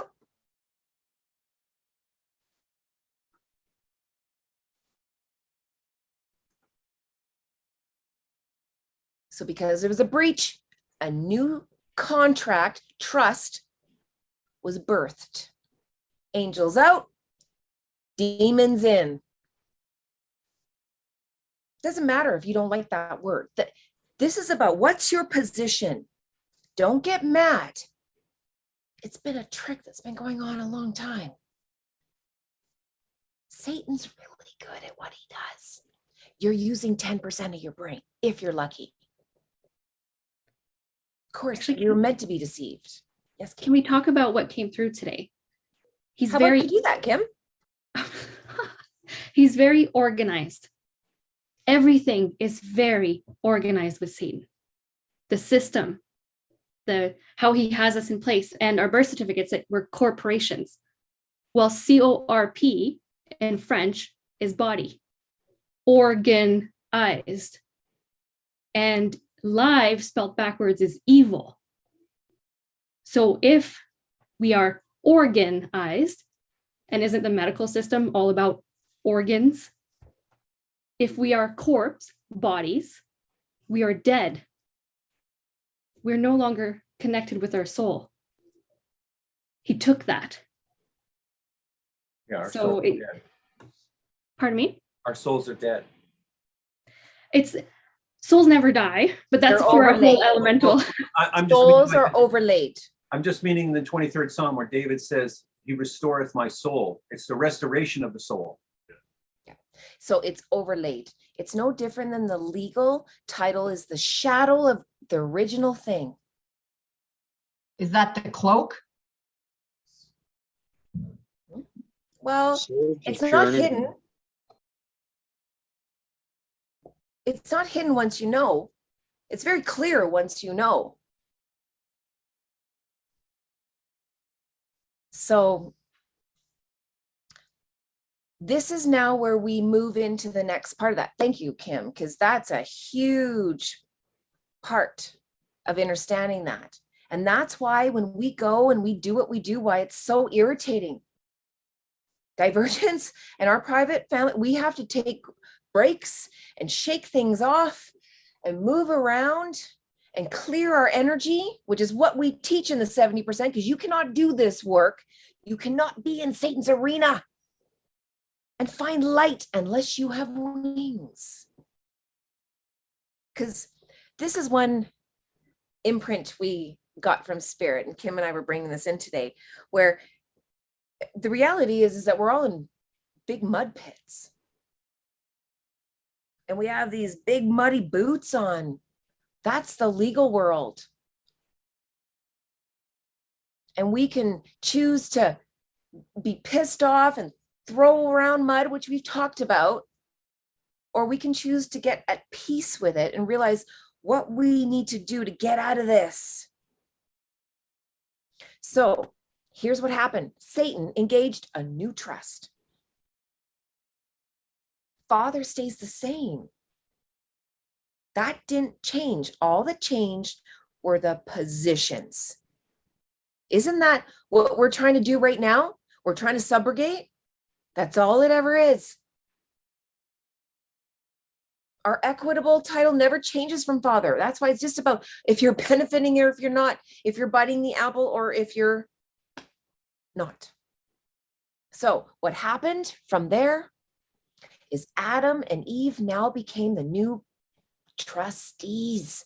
They're not the beneficiaries anymore. They got kicked out of the garden. This is why they engaged the original sin trust. This is where we believe the first trust happened. The one that all future humans and offsprings are born into. Look at that. Oh. It's like when you take a piece of paper and you crumple it. You can iron it. You can do your best, but if you photocopy it, it'll always and forever show those wrinkles. That's the sin that imprinted on every one of their offspring. They were no longer perfect. Here's the thing, and this is, I didn't understand this until today. Once that happened,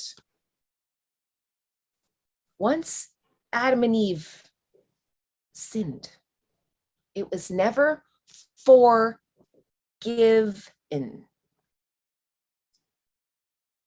There was no possibility of redemption at that point. Adam and Eve were screwed. So were all their kids.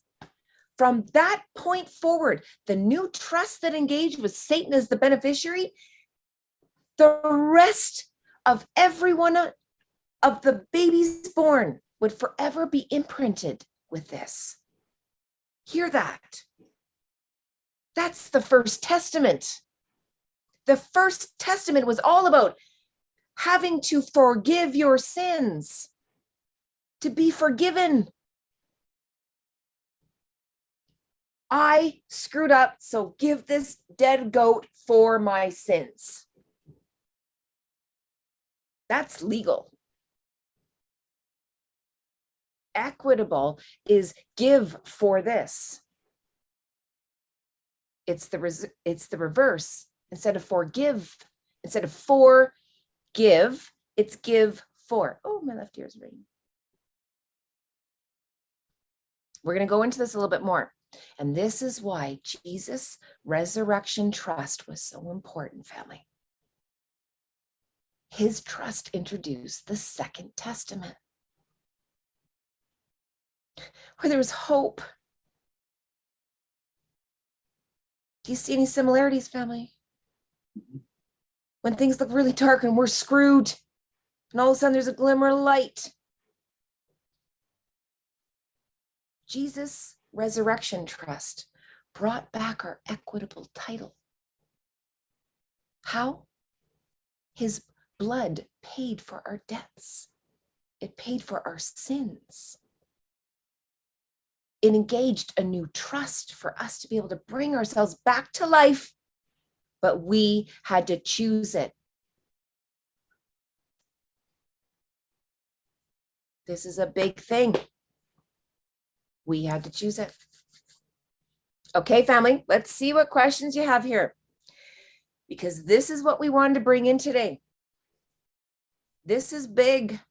When we start understanding the different positional dances that happened from the beginning, it's going to give us clarity on where we are and the importance of remembering.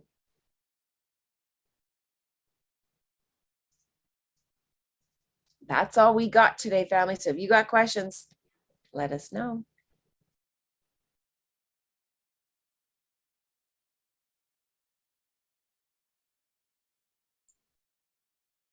You're definitely on to You guys something. already go. Go ahead. I was just saying, you're definitely on to something here. And I think as you break this down even farther to a more granular level, you'll see there's even more to this. It's like peeling the onion. Well, we're fully aware of that, brother. We are going to be bringing in the Satan trust, because here's the thing, family. Can you take us, or actually, Kim, this is perfect where you are. Actually, no, go back to the first one, if you don't mind. The first event,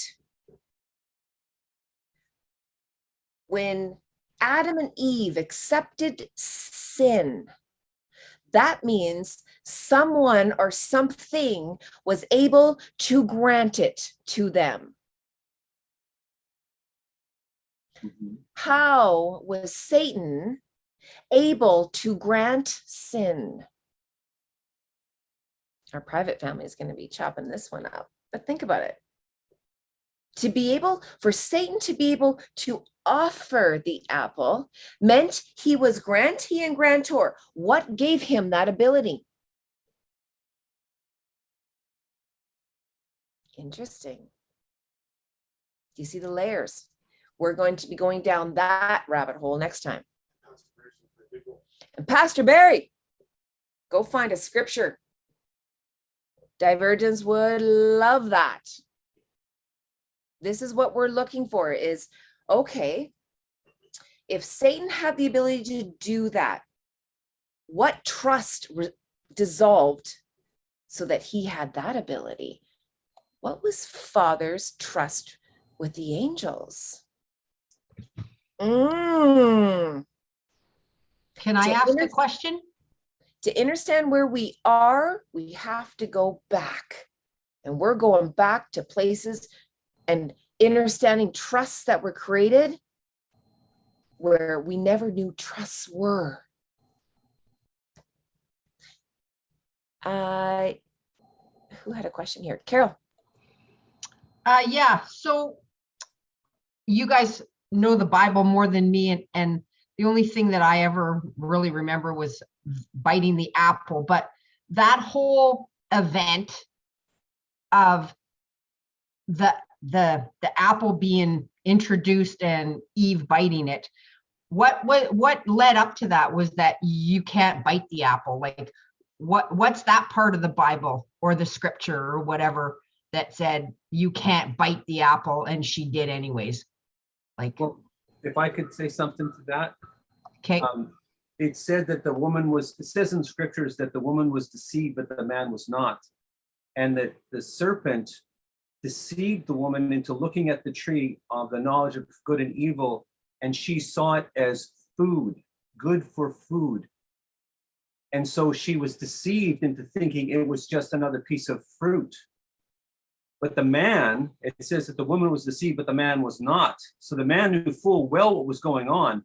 And when she gave it to him, a lot of people think that they were in separate parts of the garden. He was standing there watching her do all this and willing to let her go ahead with it. And that's why when she handed him the fruit, he took it. He knew full well what he was doing and did it with full intention of becoming like God, which was what the serpent was tempting him with. So there was desire first. Desire leads to temptation. Temptation leads to sin. Sin leads to death. That's how death entered the world, through the desire that Adam had for that fruit, to be like God.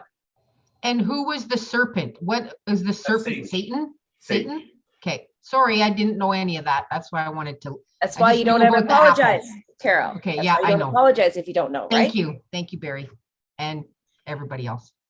So the only condition of the trust was don't eat the apple.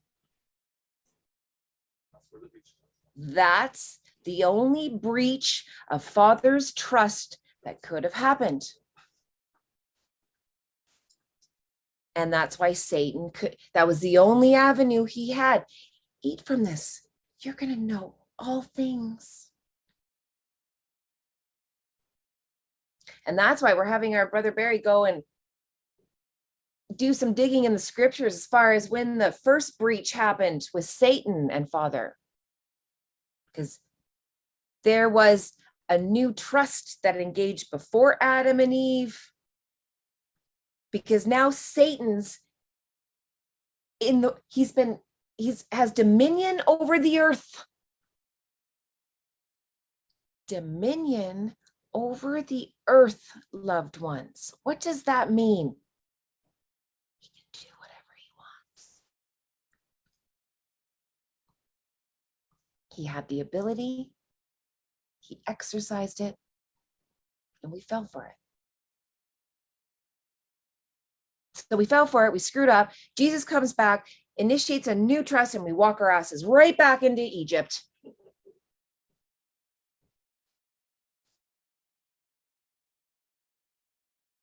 So this is why we're breaking this down, mashing it up, so that we can start seeing what was supposed to be. We forgot what's supposed to be, the original trusts. So then it becomes about, okay, now what's my position? Where am I? If that's what was supposed to be, I sure as shit ain't there. That is not happening in my world. What is? Okay. Satan, sin, trust. Ugh.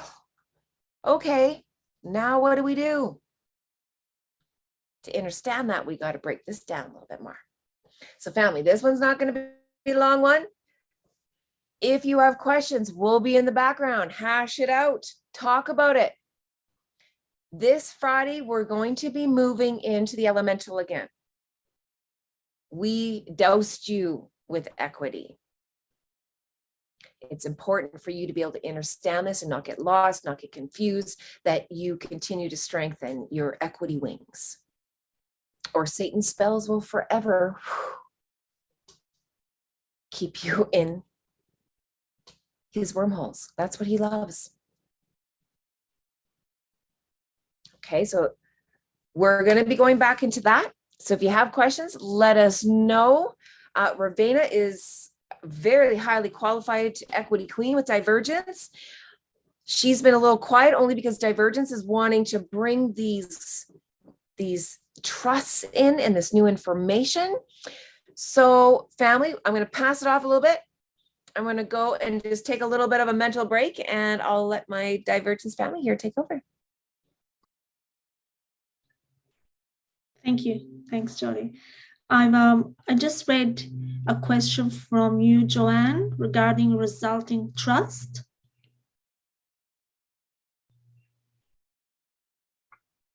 Just Jody had said that. I typed it in the chat. Just wanted to make sure everybody caught it.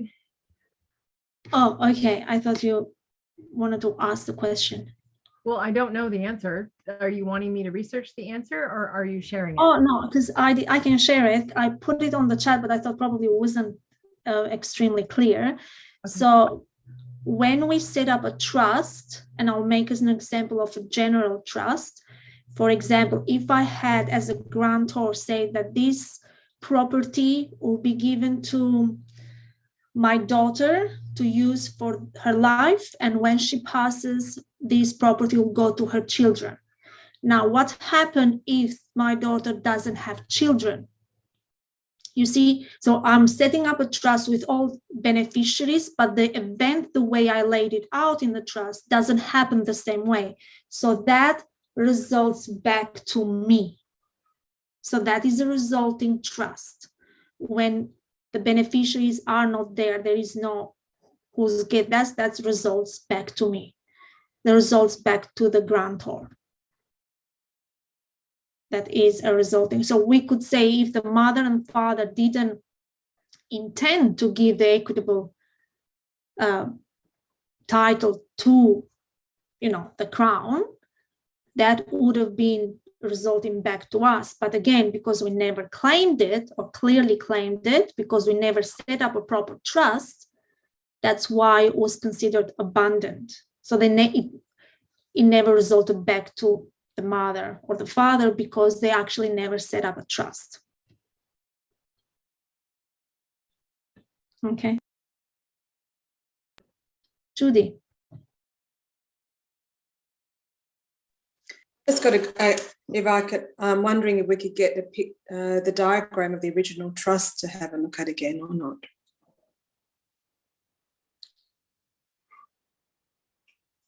And I love hearing Ravina explain everything because I always learn. The original trust, probably Kim will be more expert on that. I'll be sharing it in the chat so you guys can use it as a reference here shortly. Yeah. You're up, Ravina. I'm not sure if everyone has any questions. I can go through the chat, or you just put your hands up and ask the questions, and I'll assist on responding as much as I can. No questions?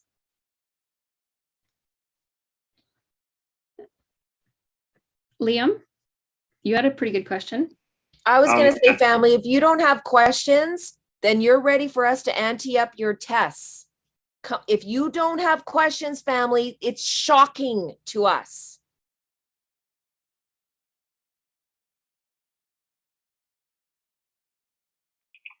Okay, so the question that I had was in question 2 of the quiz that we just did. I can't remember exactly what the question was, or if we could get it back up.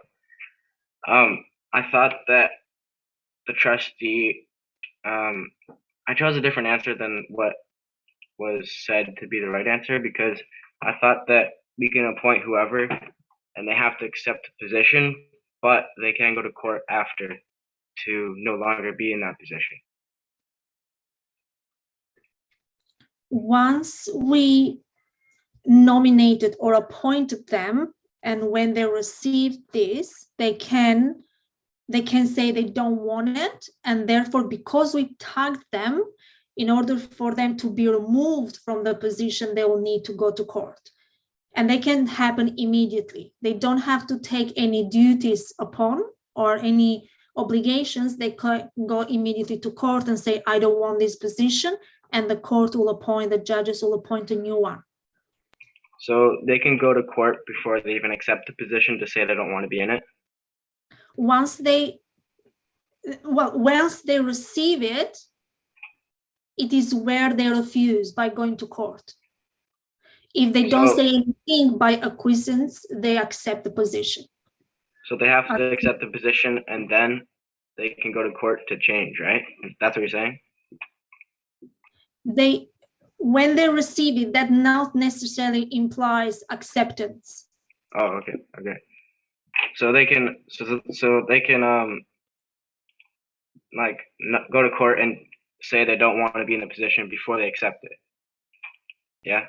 Correct. Them receiving it is Okay. a form of acceptance. That's good as gold. They just can't give it back to us. They can't be like, oh yeah, I don't want this. They can't give it to us. They have to go to a judge and say, can you give this to someone else? So Yes. them having it, they can't hand it back, but they can go to a judge and be like, someone else, please. Does Okay, that so they can just before they accept the position as a trustee, they could go to court and say, I don't want to be involved. no? As soon as they receive it, they have accepted it. As soon as the mail is in their name and they have it, as soon as it hits the mail, it's considered. They're in that Accepted. position. Yeah. They're in that position. Okay, so then shouldn't the answer? Okay, I don't know. If that's true, then I think the answer should be the one that I had chosen. I don't know. What did you choose? Sorry, I don't know what did you. I forget. Wait, no. Number 2, I chose D, which I didn't write down what that was, but yeah. So it's, if we had to consider this like a game, like tag game, now you can get the tag and then it's like, that's when you get the paperwork and it's your name is there. Now you need to do something with it, but it's your name is there, it's imprinted. Okay, so we're just going to give some clarification. Here you go, family. Question number 2 is, what if the person named as trustee didn't want the position? So this is what you're talking about, right, Jesse? Or sorry, Liam? Yeah. So you think it should be the person named is not allowed to do that. So yes, here's the thing. You're right, but the better answer, okay? So your answer had a tinge of right. That's right. She's not allowed to do that. You are Okay. right. But a judge would have to appoint a new trustee is the better, more aligned answer. That's what we're saying. So it's Okay. always about looking at your options. No, she can't do that. So she doesn't want to do that. It means she has to go to court and get a judge to do it for her. Yeah, I see now that the keyword is want. Didn't want the position. Exactly. Okay, so if she doesn't want it, it's not enough that she doesn't want to do it. Yes, that's okay. It's more important that she goes and replaces the trustee position because no trust can fail for one of a trustee, right? All right, brother.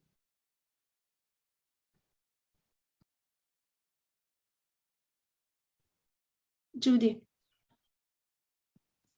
was going to just add it to that, to Liam's question.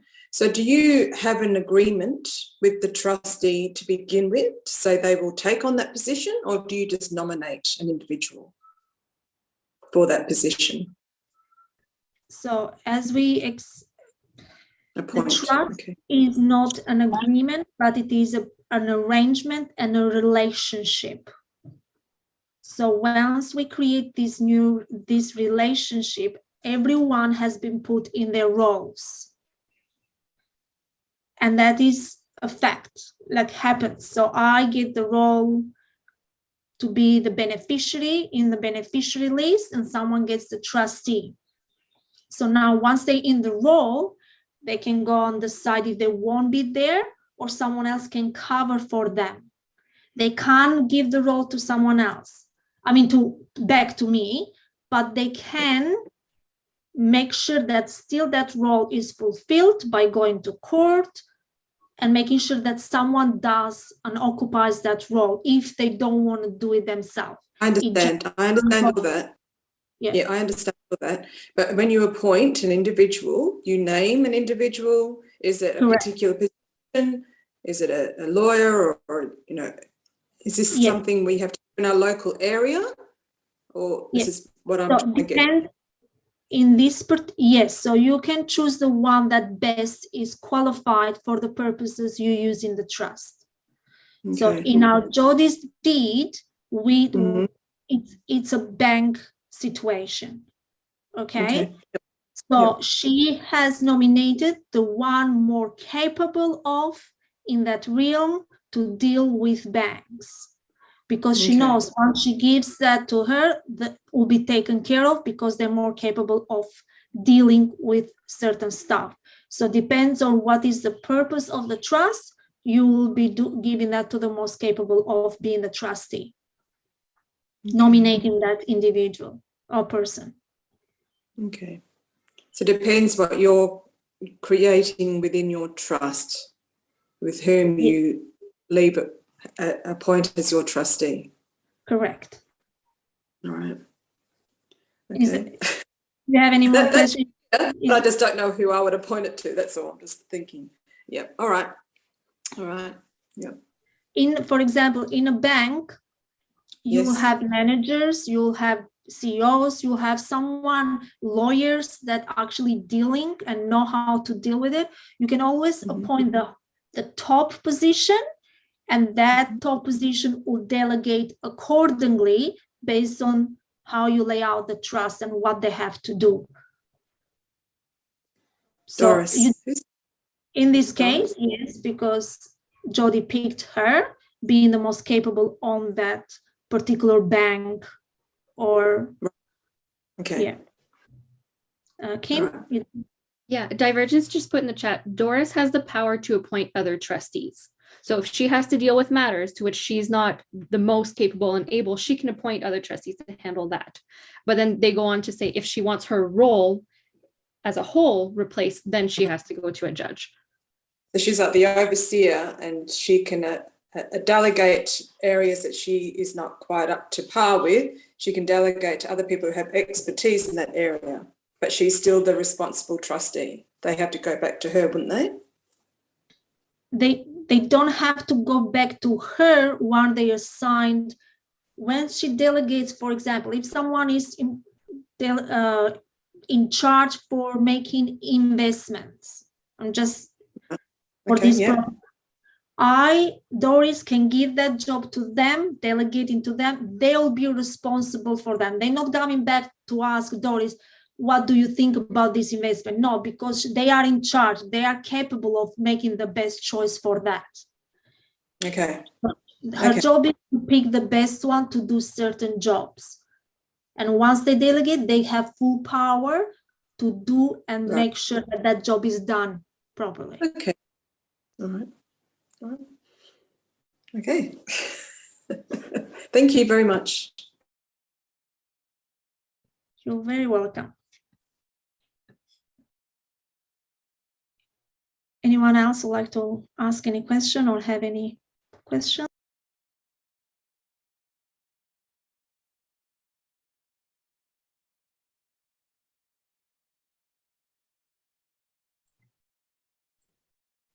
I was just thinking about looking over the original trust that Jody introduced here, and there's a few junctures that I took note of, and one was between the first event and the breach of Father's original trust, the two bubbles there.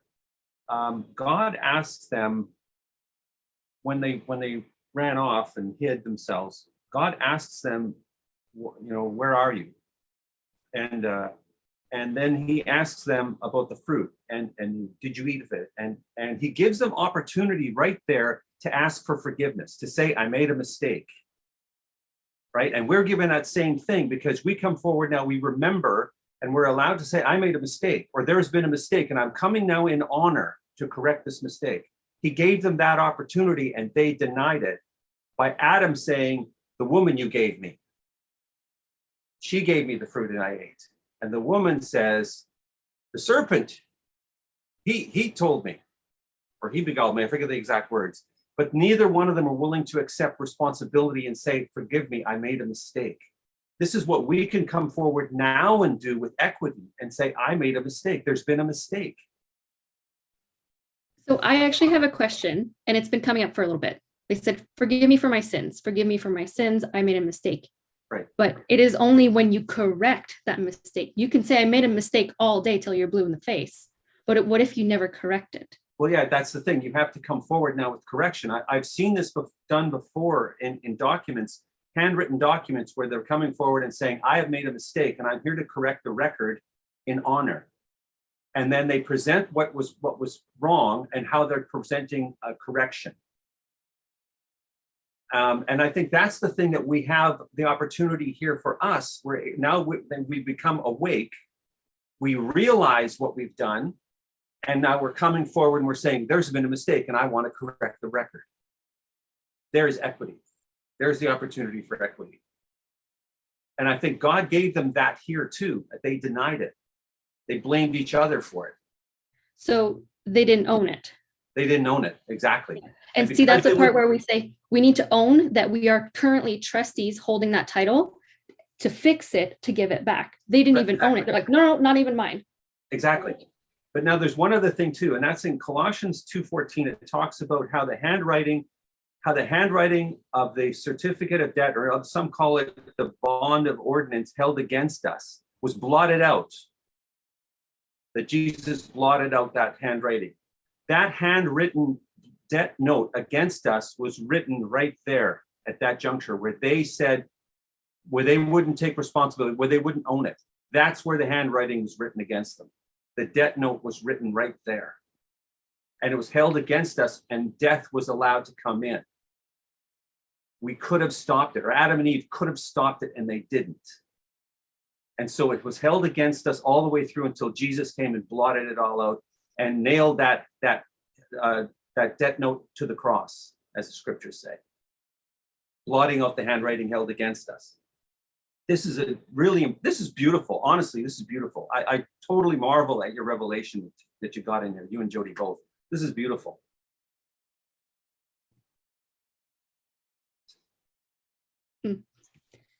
Divergent says, we love your excitement. Oh, And yes, yes. that moment was when the sin trust contract was engaged. So if we know that Satan's world is very organized, and we know how they have low vibrationally manipulated words, and it's a maze, then these diagrams are going to show us where all these pieces are. Exactly. Because they had to show us, they had to give us the answer, and it's hidden everywhere in plain sight. Yes. But we're so busy going through the maze that this is going to help us break it down. See, but we have to admit our position within the maze. If we're like, no, we're not in a maze, we're just running around, then how? You're not going to go anywhere. You're just going to keep going around like a rat race. There's So one more point. Sorry, go ahead. No, go ahead. There's one more away. point. I think we have to take note of this. And for a long time, it kind of, I'm going to be honest here.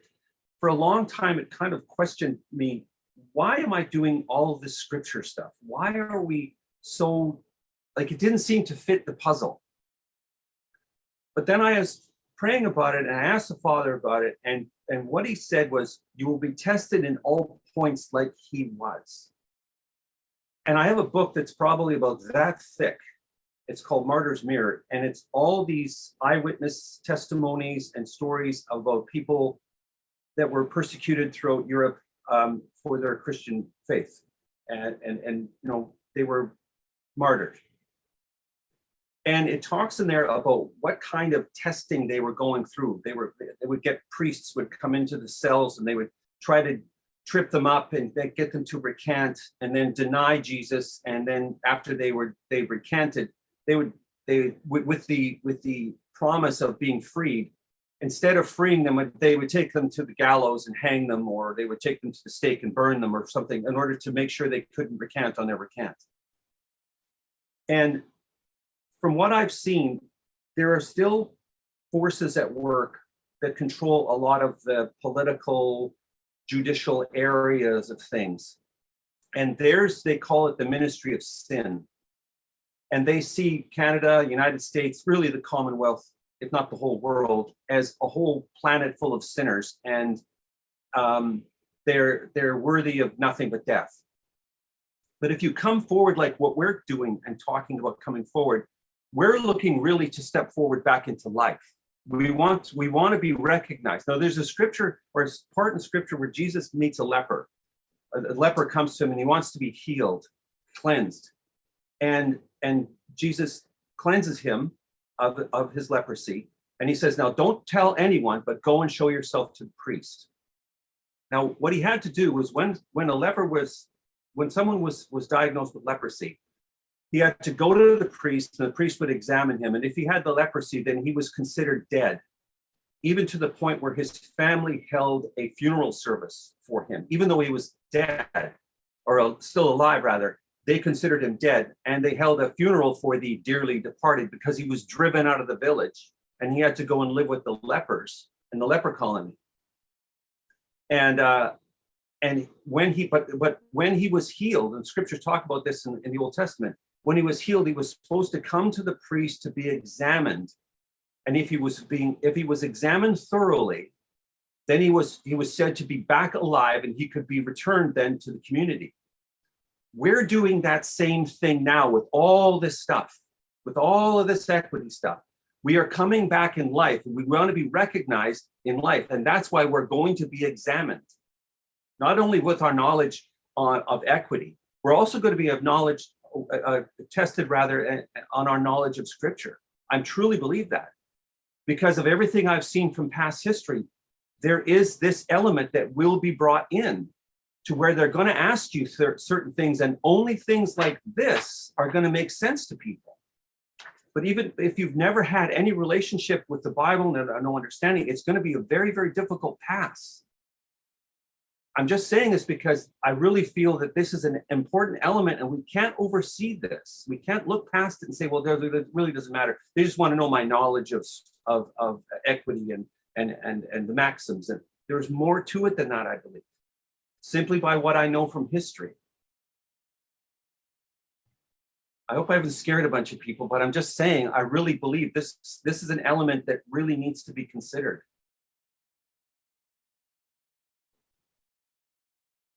So there's an element of that. And then there's equity eyes.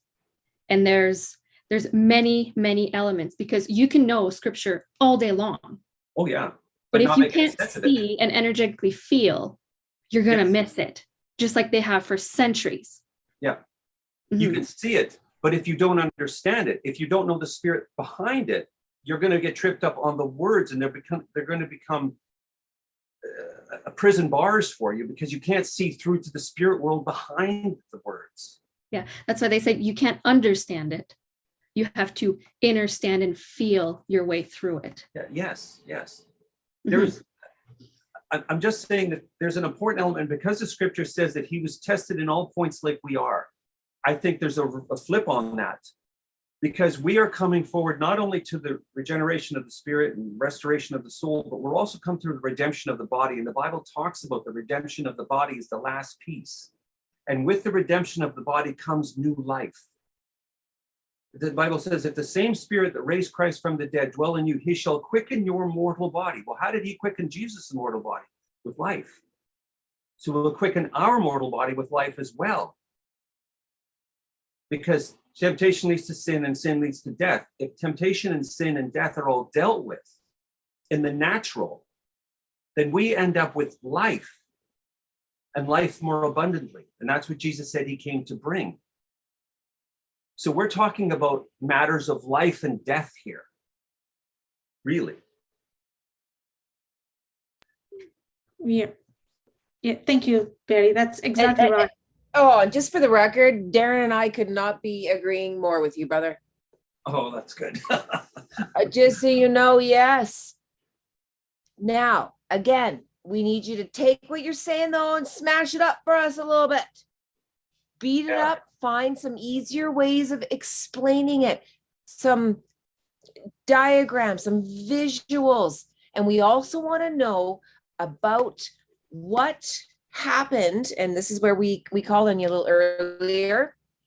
We want to know what happened when the first trust was broken, which is Father's trust with the angels. Yeah. When there was a trust there, Yeah. what happened? We want we need a little refresher on our Bible history. What happened where Satan and Father had a breach? What was it? What was it that he said? I'm remembering a few things, but we need a little refresher. And then we're going to break that down for you, family. Because again, there was a trust between Father and the angels. Yeah. And then Satan breached that, which created a new trust Do you see how many layers there are to this, family? And going back is going to help us know how to move forward. Always. So, Barry, go grab us that. Sooner you get us that, the quicker we can start smashing this out to the family. Okay. Find us some scripture, brother. Okay, I got it. I got it Thank already you. in mind. Love it.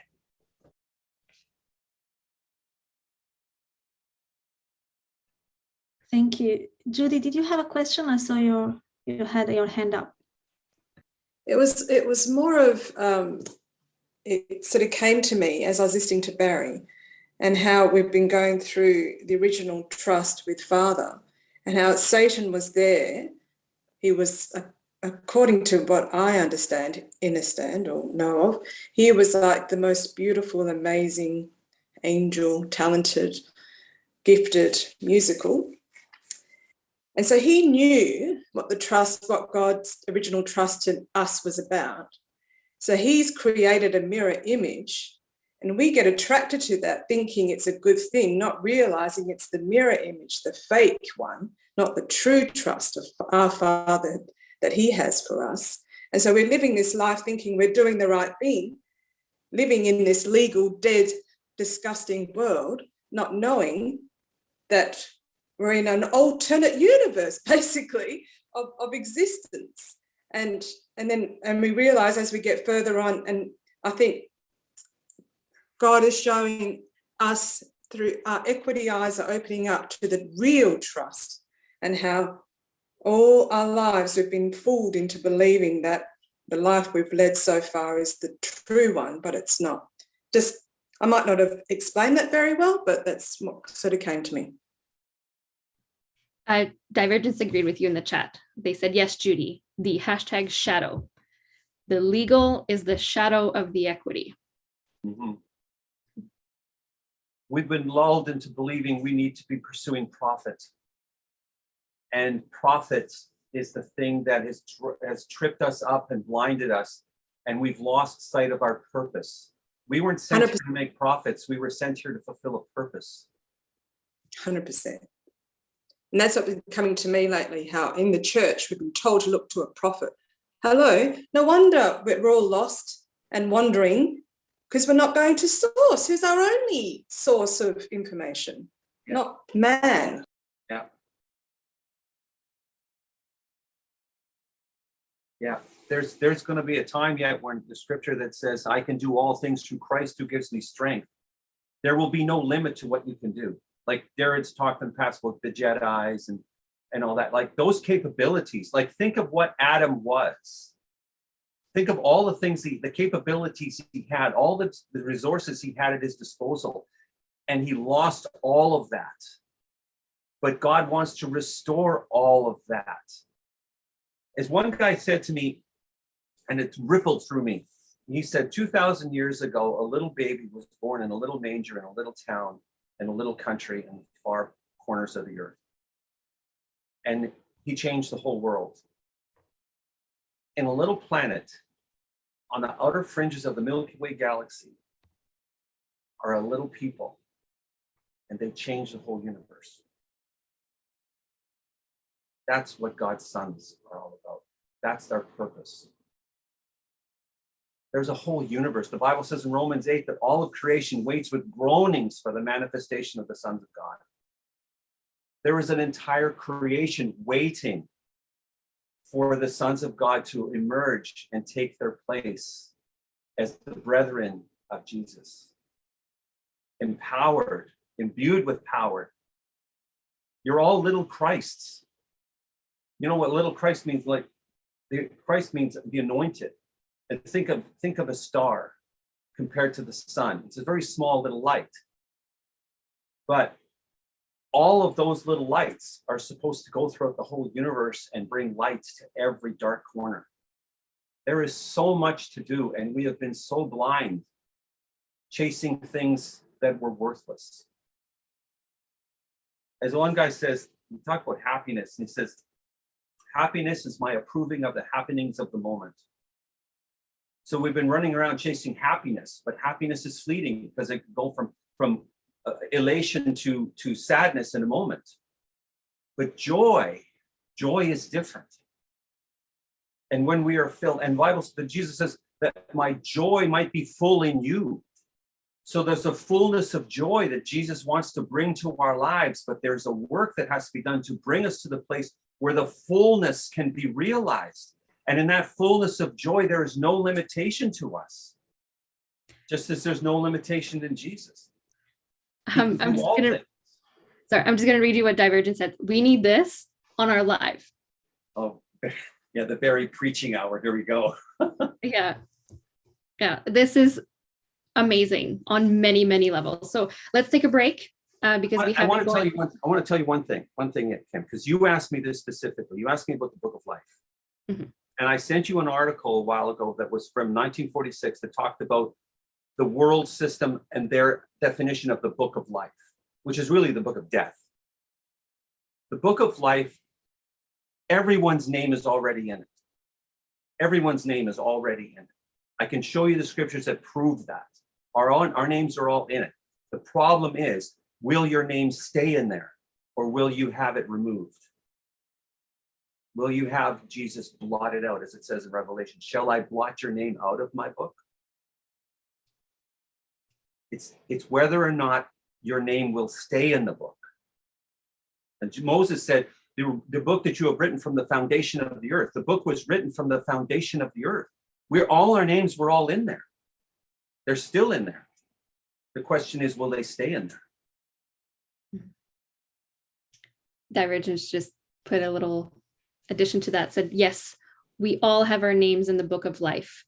There's just a cloud on it. Yeah. Whether you clear it is up to you. Yeah. But you will never be removed. Okay, let's take a little break. I know I need one, and then we'll come back.